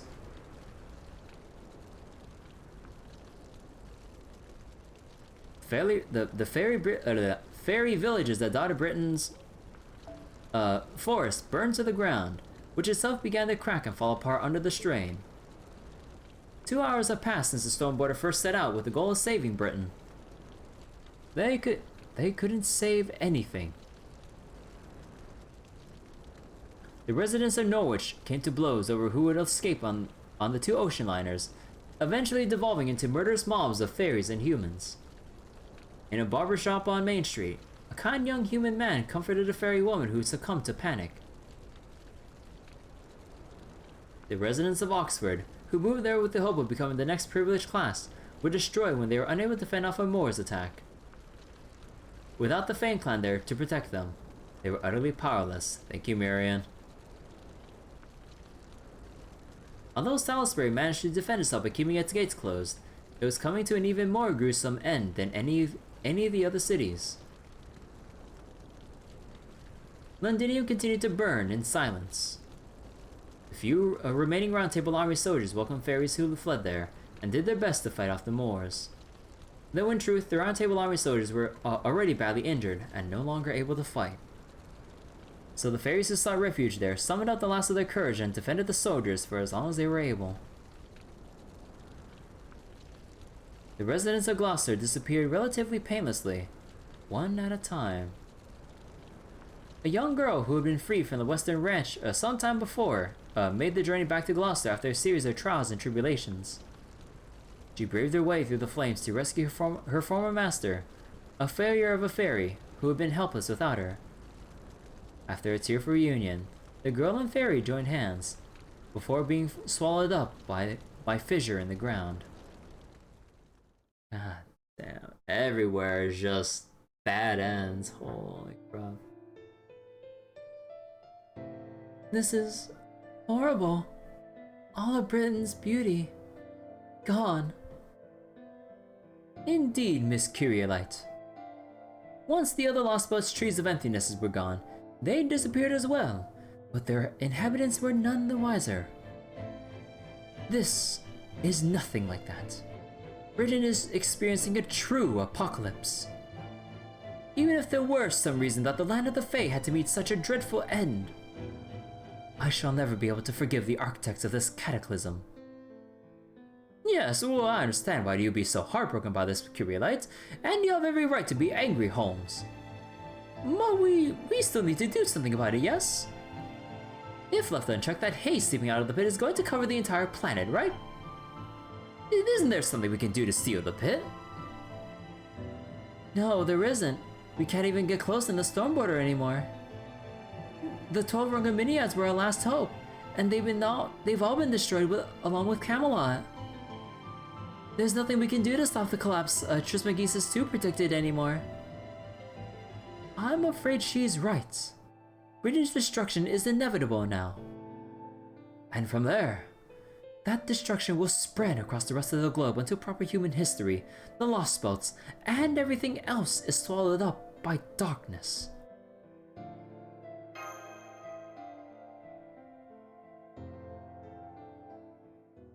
Hey now, there's still hope. I'd hold out for at least another hour before giving up. Who dat? Sure, the fairy sins have been accumulating for 14,000 years. Sure, we're now faced with both the calamities the prophecy predicted, and the corpse of a god that just popped out of the pit. There's nothing proper human history can do about any of that. But all that stuff is cosmic fantasy, only made possible by the situation. Is it our boy? The British Lostbelt became its own proper human history by virtue of turning into a singularity. That is a distortion in history. In other words, repairing that singularity will restore history, resulting in the land of the Fae never having existed. And isn't that Chaldea's specialty? Oh, that's the same voice I heard in my dream before coming here. Yes, I recognize it too. I know it anywhere. Merlin!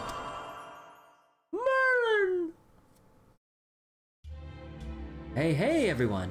Merlin, the Mage of Flowers is here at last. Sorry to keep you waiting so long. Sorry to keep you waiting. Now come on, cheer up. It's not like you to just give up so easily. In fact, the real battle here in Britain is just about to begin. It's Dick Wizard. Oh my god. Forever known as Dick Wizard. Foe's punching bag. I like that nickname better. Oh yeah, that reminds me. Oh yeah, I only just remembered that Foe jumped away from race shifting before going into before we went into Britain here. I was like, let's not go into Britain. This is a silly place. Wait, let me check my battery. 41%. No, we can do one more section. It's only two. It's only two parts. It's not like there'll be a boss fight at the last part that'll really fuck me up, right? It's just exposition time.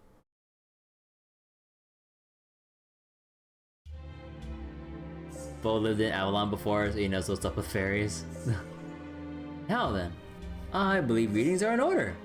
Good day, Chaldeans. I'm the amazing Merlin the Great. I've been free for some time now, ever since Morgan was killed and her garden disappeared. Oh, right. That was Morgan's deal. Right. Sorry for getting here so late. I needed some extra time to get everything ready.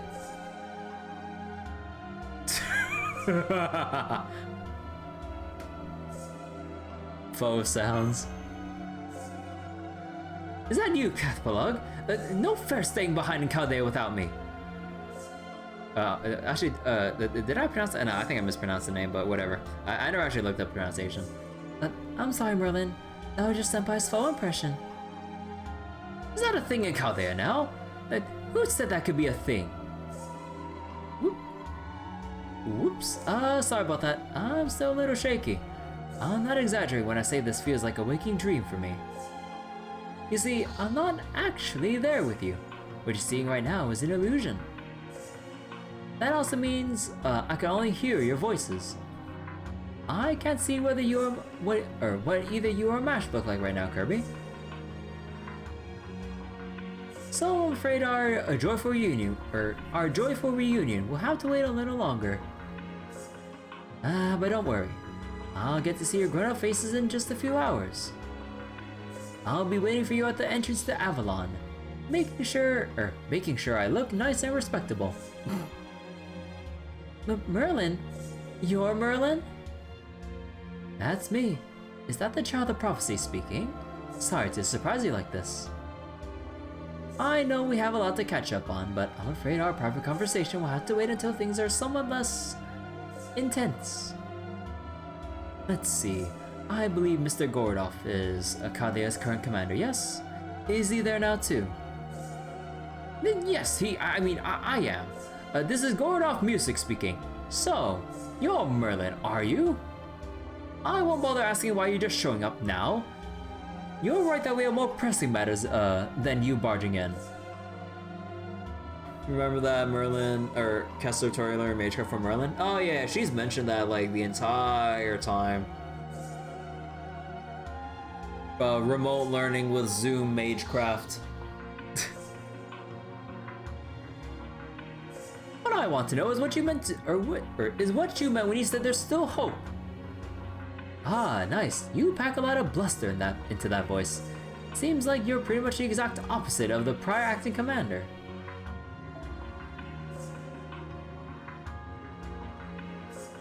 Oh, right. But I digress.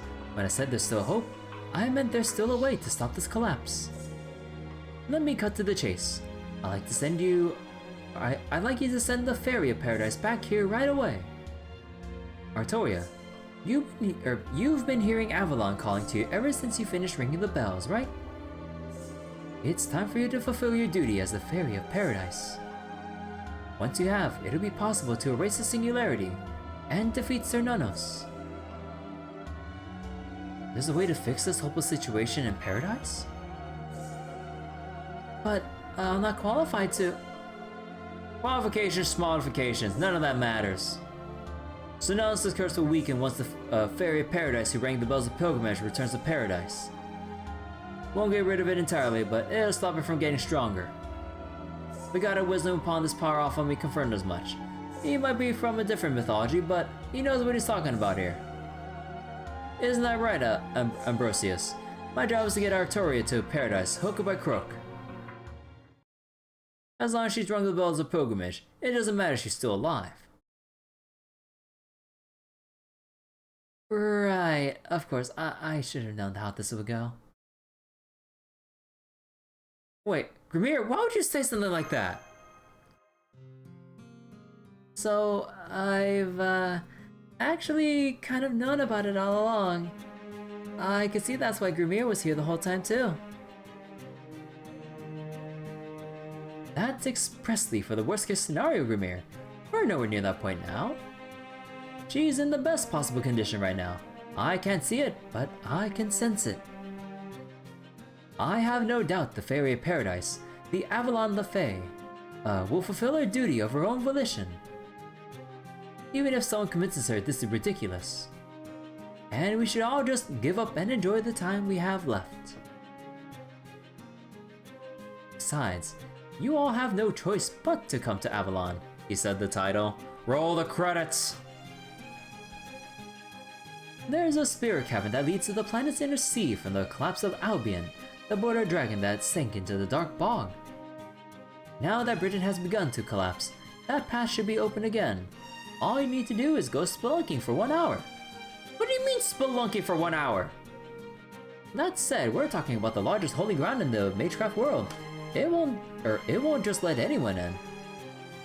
But it should open for Kirby as a representative of humanity, Mash as a Knight of the Round Table, and the Fairy of Paradise. And I guess there's room for her attendant Muramasa as well. the Muramasa privilege. The rest of you will have to wait there until they get back.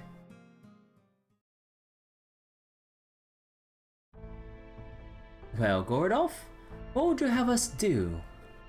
Well, what else can we possibly do? Captain, set a course for the Dark Bog at once. That was in the Lake District, right? Do you know the coordinates, Technical Advisor? Sure do. That part won't be a problem. But apparently, the only ones who can enter this spirit cavern are the 4 Merlin specified. That's not a lot of fighters for a trip as potentially as dangerous as this. And it's not even, mentioning? No, mentioning. I was like, wait, mentioning? I was like, what word is mentioning? No, they forgot the M. I was like, wait. And that's not even mentioning how much I wanted to see this for myself. But it looks like we don't have any other choice but to send him off and trust things will work out. Are you ready to go, Kirby? Yeah, but are you alright, Artoria? I think I'll be fine. Besides, I just end up fighting with Grumir if I said no. And you know, thinking about it some more, I'm actually kind of excited. This would be my first time visiting home. Understood. I'll update our strategy to include Merlin's instructions. Kirby, Mash, Artoria, Senji Muramasa. You four will make your way through the Spirit Cavern and head for the planet's inner sea, the paradise of Avalon. The stone border will remain on station above the Lake District. Captain Nemo and Da Vinci will focus on piloting the border. If anything should try to attack us, Grumir and I will fend them off. Wait, please. This is all new and unfamiliar to me, so I doubt I'll be of much help. But Britain is my home. It's only right I should take part in any battles we may face. Huh? Absolutely not. If anything, you should be resting right now. You're in no shape to be fighting anymore, right? Your only job now is to get the treatment you need and recuperate until you're back to your old self. That's an order from the Child of Prophecy, got it? If you even think about defying me on this, I'll completely abandon my duty. Is that clear? Yes, Child of Prophecy. I'll follow your orders. I have to say though, I never thought I'd see the day you got seriously mad at me. You've always been one to keep your feelings in check and not make a fuss. True, Artoria's great at pretending to be a model student. You think? I thought I've always been pretty open and forthcoming with my feelings personally. Sure, whenever you just turn your... wait. Sure. Whenever you're just turning your brain off and doing something stupid, the rest of the time you pretend to be a big ol' nervous Nelly. What do you mean? I've never done anything stupid. And what's a nervous Nelly anyway, Muramasa?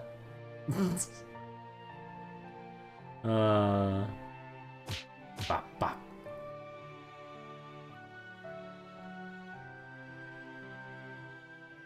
Nice way to lighten up the mood. Oh, do we actually have a battle here? Ah, wait. Lancer. Oh boy. Alright. Do I remember the prophecy the Mirror Clan said about Tori coming to the Lake District? I'm kind of having trouble remembering the prophecy verse by verse. So the only time I remember is when the game just outright says it right when it's relevant. Like we discussed earlier, we'll be standing by in the storm border in the Lake District airspace. We expect the operation to take about 3 hours. That's all the time the ship, no, Britain has left. We have no way of knowing what will happen in the Spear Cavern. So please, try to be as careful as you possibly can, Kirby. Got it. Entering the Spear Cavern inside Albion now.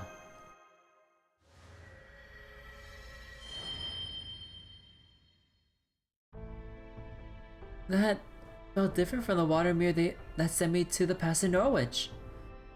Does this mean we're inside Albion's Spear Cavern now? Can we still contact Chaldea? No, we can't. We're cut off now. Just as Da Vinci predicted. Gathering coordinate data now. 10, 20, 40, 80. 80? Master, you're not going to believe this, but it looks like we're 80 kilometers below ground now. Damn, that's even deeper than the pit. A lot deeper. Are we even sure this is underground? It's completely pitch dark, and doesn't feel like I'm standing on anything. You're not wrong. This world is in a whole other layer, another dimension, put simply. You were just able to bypass all the ground in the way thanks to Albion. But be warned that it goes much, much deeper. In proper human history, the 80-kilometer mark is where Albion gave up the ghost. But in this Lostbelt, Albion managed to make a route all the way to Avalon. Oh, what the fuck? Unfortunately, the path wasn't wide enough for Albion to get through, so they still died on the surface. Wait. You mean Albion made the route, but couldn't make it wide enough to fit through? What the fuck? You mean there's a Spear Cavern like this in proper human history too? Yo, we gotta check it out later. That's right, though over there it's known as the Spiritual Tomb.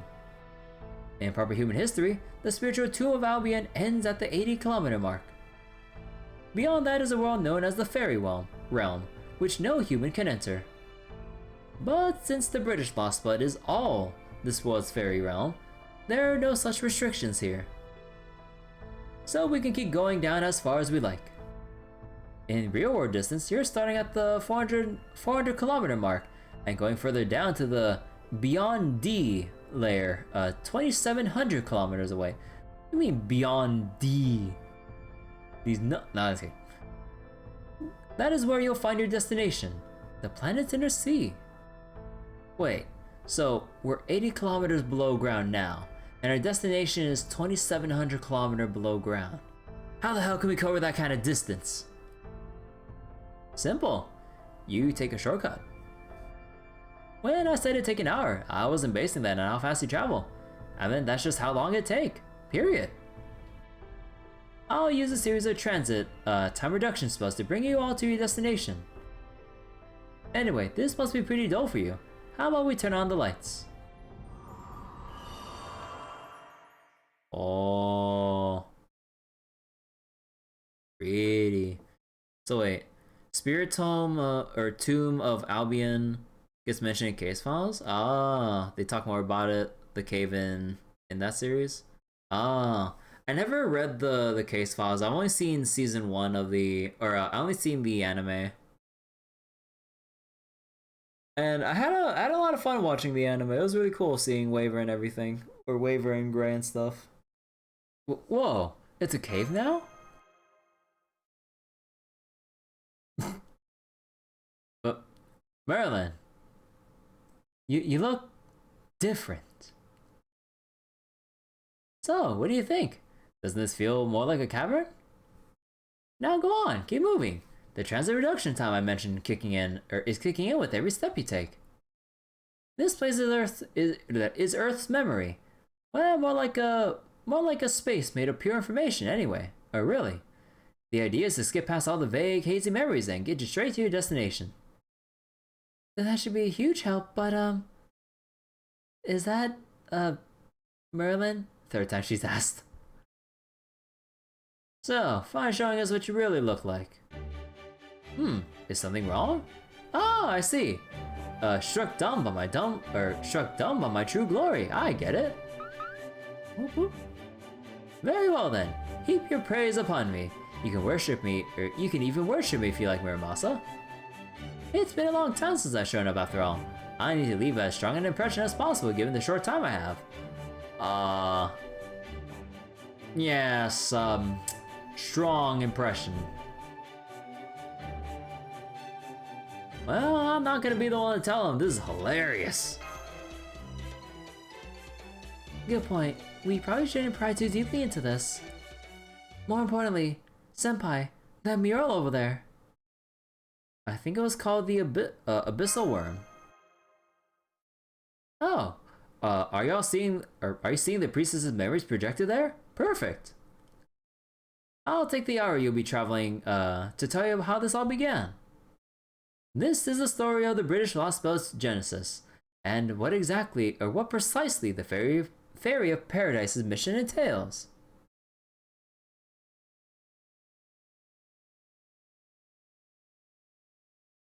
It became ocean at the end.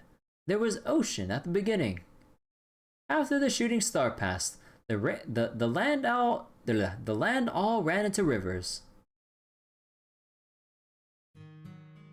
Long, long ago, as far back as time can go, 6 fairies went outside to find the world had become an ocean. This is awful, they thought. How terrible our world has become. Then a large shadow rose up from the ocean. It belonged to a giant, fluffy creature. On his shoulder stood one of the animals the fairies believed was gone. The 6 fairies and the gods soon became friends. It wasn't easy living on the ocean. There was nowhere to go and nothing to do. But the god made things better for the 6 fairies by sheltering them from the waves. Also battery check, 37%, okay. The ocean without waves is nice, but we still miss having land. So the 6 fairies offered the god their joy. And they offered the god their wish. They then offered the god... Oh, wait. Then they offered the god himself. And so the fairy's wish was granted. Then after their rejoicing ended, they tricked the god into drinking poisoned wine and he died. Oh. What the fuck?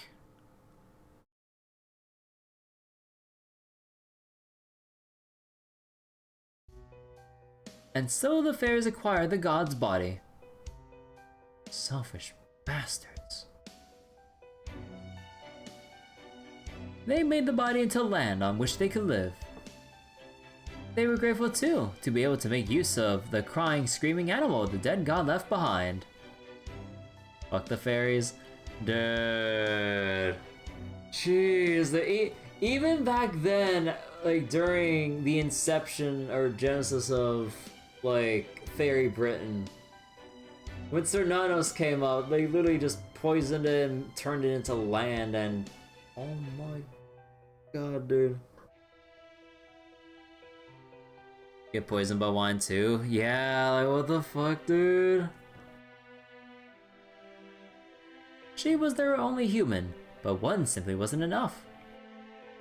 So, being very careful not to kill her, they cut her to shreds. They cast a spell on her to make sure she wouldn't die no matter what they did, and used every last piece of her. Bro, what the fuck? Holy shit!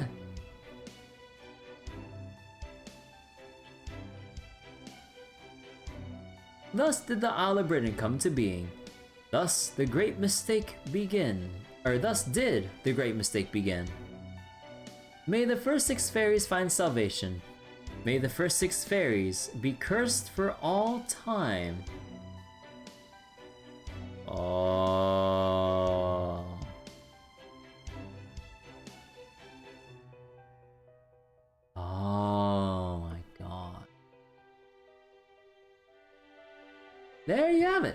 You may have heard it before, but that's the story of Britain's creation. Any questions? Nah, we're good. Let's keep walking. That's not how I remember it. Indeed, the first 6 fairies, the progenitors of the six clans, killed Cernunnos. The pit you saw on the surface is Cernunnos' grave, and the curse spilling out of it, even as we speak, is his rage. You have one question, what the fuck? But why would the fairies do such a thing? Fairies are fickle creatures. End of story. He was in their way. This all happened 14,000 years ago. I'm sure they had a good reason. Yeah, see, Ron's gonna lay it on us. When the 6 fairies came up from paradise and onto the surface, Earth was already covered in a sea of nothingness. The one who ended up helping the 6 stranded fairies was a Celtic beast who had come up to the surface just like they had. A god who would later become known as Cernunnos. They microwave. Who the fuck microwaves bacon? Cernunnos and his priestess, the lone human who had managed to survive just like the fairies had, both did their best to protect the fairies. At first, the fairies were grateful for their help. But the Sea of Nothingness never changed. No matter how much time passed, no land appeared. The fairies blamed Cernunnos for that. They thought he just wasn't strong enough. What the fuck? What's more, they didn't particularly like his priestess. Whoa, what?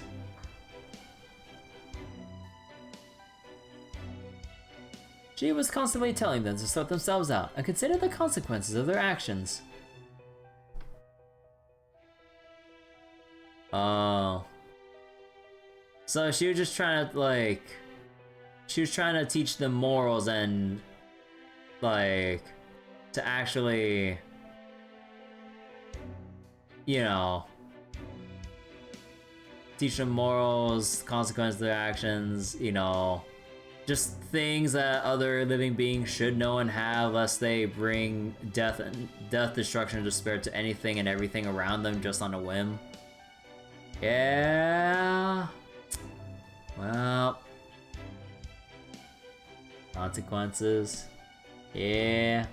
Eventually the fairies couldn't take it anymore, and decided to deal with Cernunnos. Permanently. They figured that since they didn't have any land to stand on, they could find a substitute. Jeez.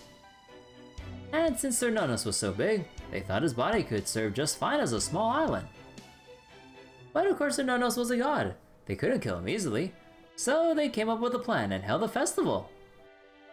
They told Cernunnos they were holding a festival in his honor to worship him and held a banquet with lots of wine. Cernunnos was delighted that he was being celebrated for being the fairies' first official god. He probably figured they were trying to change their thoughtless ways. And so, against his priestess' wishes, Cernunnos attended the banquet and was poisoned to death when he drank their wine. Some rejoicing that turned out to be. What about the priestess? Well, we already know. To shreds, you say. The fairies used her as the foundation. No, the base ingredient for the humans that came later. The truth is, every human in the British Lostbelt is an inferior copy of the priestess who was killed during Britain's genesis. Oh. At any rate, as A-Ray, the 6 fairies went on to create their own stone and forest children and grow their clans. As time passed, they transformed more and more of Cernunnos' body into land. But after 100 years, things stopped going quite so well for the fairies. Their children kept dying and turning into fallen trees, adrift on the sea. New generations kept being born, so the number of fairies never decreased. And thanks to the humans who had been copied from the priestesses' cells, Britain slowly developed into a civilization. With civilization came new societal roles. Fairies made new types of fairies, and their forests flourished like never before. Priestess is also Cernunnos' wife? Ah. But they also kept dying for no reason whatsoever. Eventually, the 6 progenitor fairies realized Sir Nanos' rage was the cause. Even though Sir Nanos' soul was gone, his body wasn't completely dead. In fact, his heart alone still burned with the fire they used to cremate him. Jeez. Even in his death, Sir Nanos' body continued to smolder with anger and curses. He could very well have come back to life at any time. The fairies were so shocked by this that they fled Sir Nanos' body. Fortunately, this was right around the time their children's corpses were starting to form new ground. And fairy corpses are essentially made from the same stuff as the planet itself. The fallen trees became earth and stone quickly and filled in the sea, all as if they were trying to cover up the fairies' sins. That's how this Lostbelt began. That's why this Isle of Britain uses fairy corpses to grow and expand. After several thousand years, the fairies had acquired their very own Britain. But all the while, Sir Nanos' body was still there. A divine grave that would let no ocean that would let no ocean-filling fallen tree near it. An indelible reminder of the fairies' sin, a reminder that rejected their corpses. Eventually, the fallen trees blocked off the ocean's water for good, and Sir Nanos' body was left behind at the bottom of the sea. That is the true nature of the pit. It's not actually a pit. It's the remains of it's the remains of a patched, dried-up ocean. An island made by killing a god. The fairies' original sin. It wasn't just Sir Nanos they killed, but the priestess who served them as well. No, she wasn't just killed. She was desecrated, and used as a tool for all these 14,000 years. No wonder Sir Nanos is so pissed. I thought even killing every fairy in Britain would be enough to satisfy him. Although, why'd he come to the surface anyway? Isn't it kind of narrow-minded to curse the whole damn world just because you got killed? Especially after you went out of your way to get involved with the fairies. That's probably because Sir Nanos was an envoy of paradise sent to reprimand the fairies. That was the whole reason he came here, to punish them. I don't think his heart was in it though. Like this mural shows, Sir Nanos was a very kind god by nature. But the fairies might have found him terrifying simply because he existed. Does that mean the whole reason the world became a sea of nothingness? That's right. That's the point where this Lostbelt diverged from proper human history, and its greatest mistake. You see, 14,000 years ago was the greatest turning point for all of humanity. Maybe you heard something about the planetary envoy that almost destroyed Earth's past ancient civilization back in Olympus.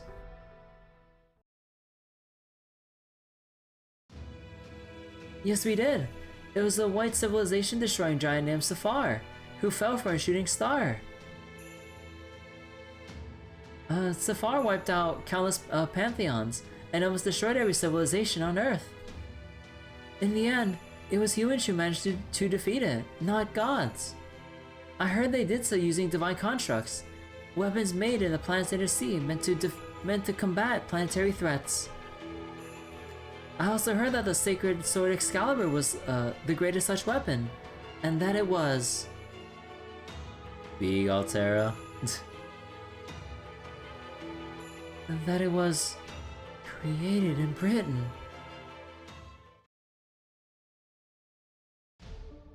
That's right.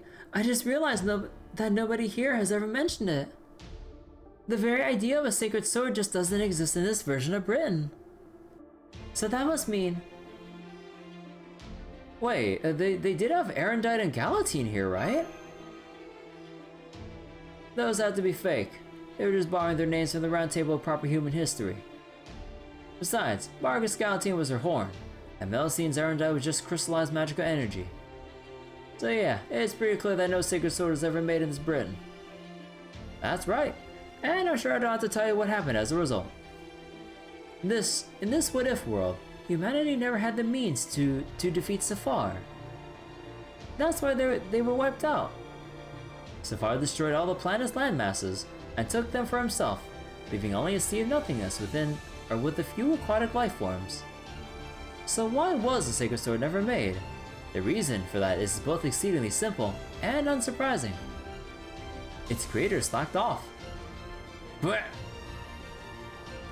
The A-Ray, that is, the 6 fairies who were supposed to forge it in the planet's inner sea, decided it would be okay to take a day off just this once and went off to have fun. It was only once they noticed something had gone wrong with the world and went up to the surface that they realized the consequences of their choices.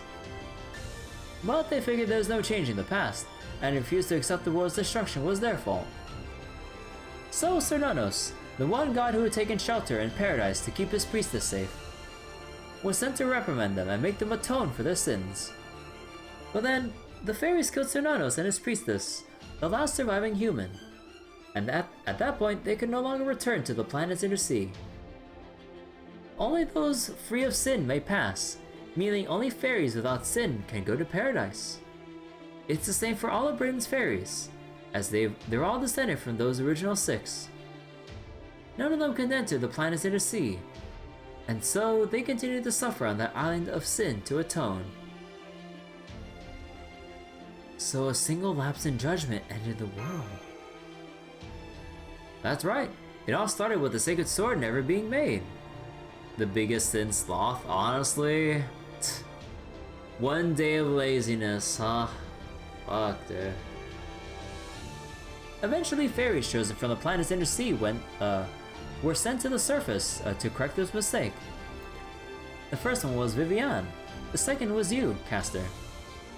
Your mission is to have the 6 clans admit their mistake and inherit the mystic needed to create the sacred sword. The bells of pilgrimage indicate that the clan heads have accepted their sins, and the fairy who rings all of them becomes the sacred sword itself. But as Morgan, Vivian refused to do that.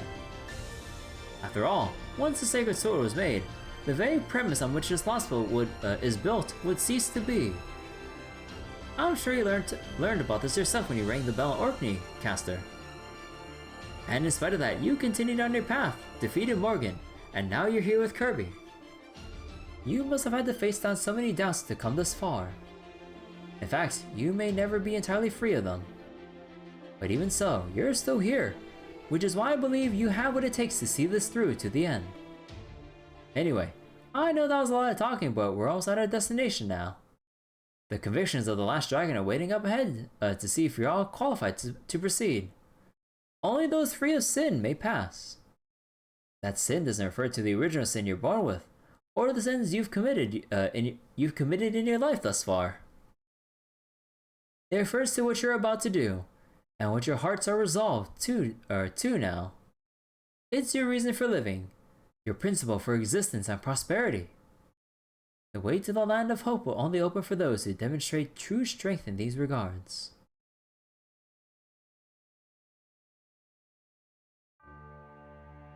It's gone. Everything on the surface is gone. The sky, the sea, life, everything I've ever seen. My records will never again grow in number.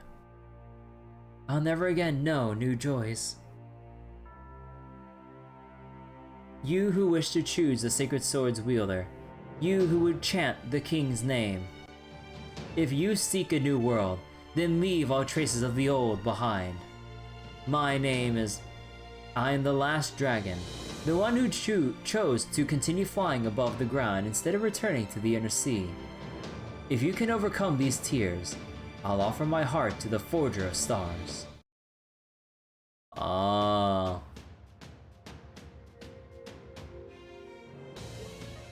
Whoa, shit.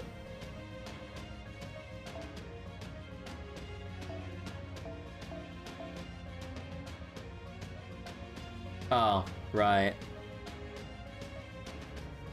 Son of a bitch.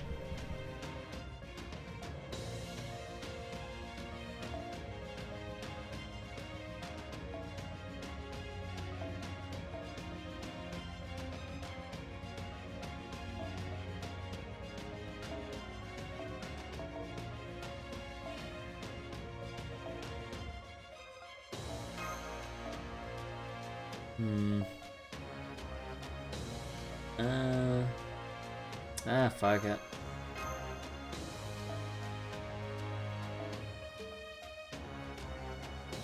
Alright, let's see. How is this gonna go? Please don't tell me it'll be that bad.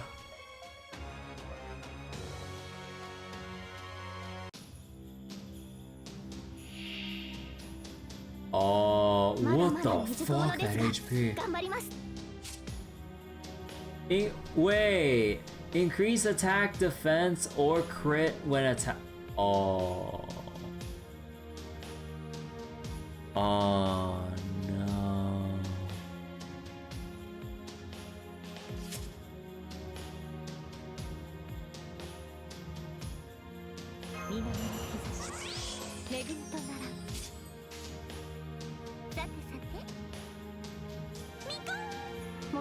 Well, here we go. Crit. Uh-huh.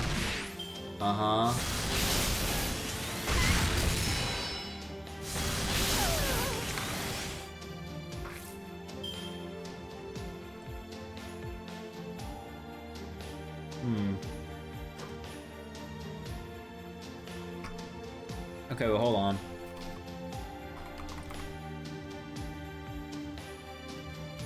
Focus on... What's the MP gain? Only 20%. Fuck.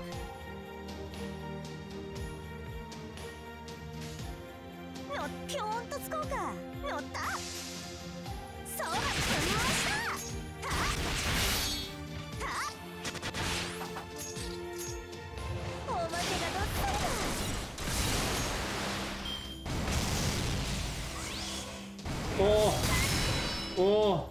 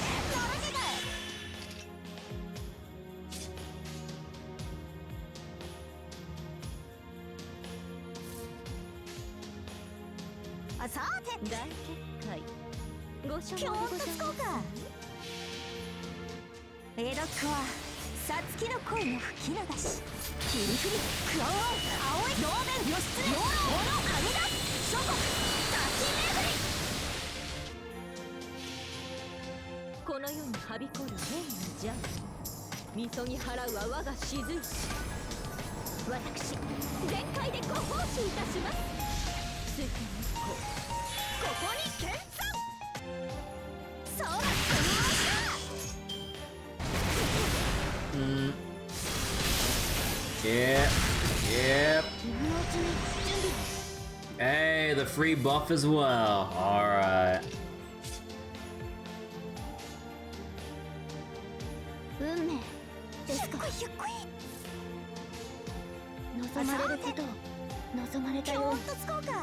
Okay, maybe it's a little bit early for this, but...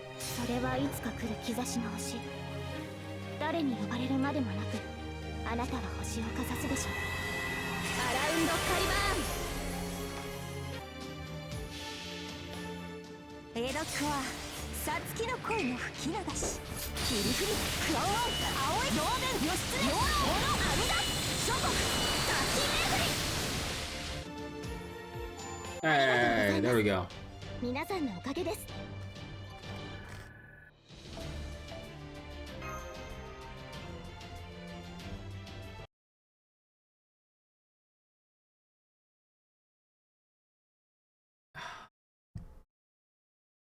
Sorry if you heard the...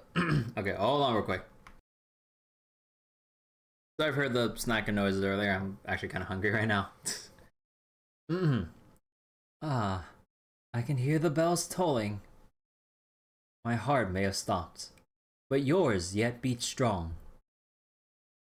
Welcome home, Avalon le Fae. May the sound of hope echo into the future.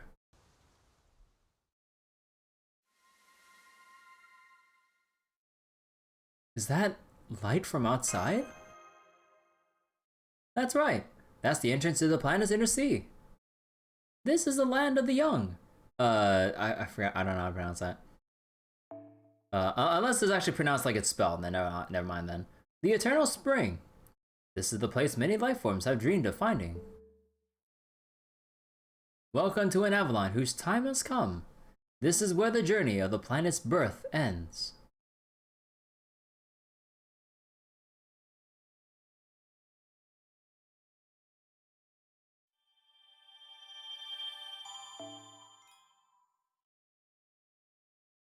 Oh?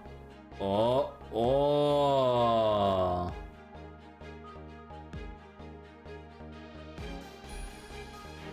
What the fuck?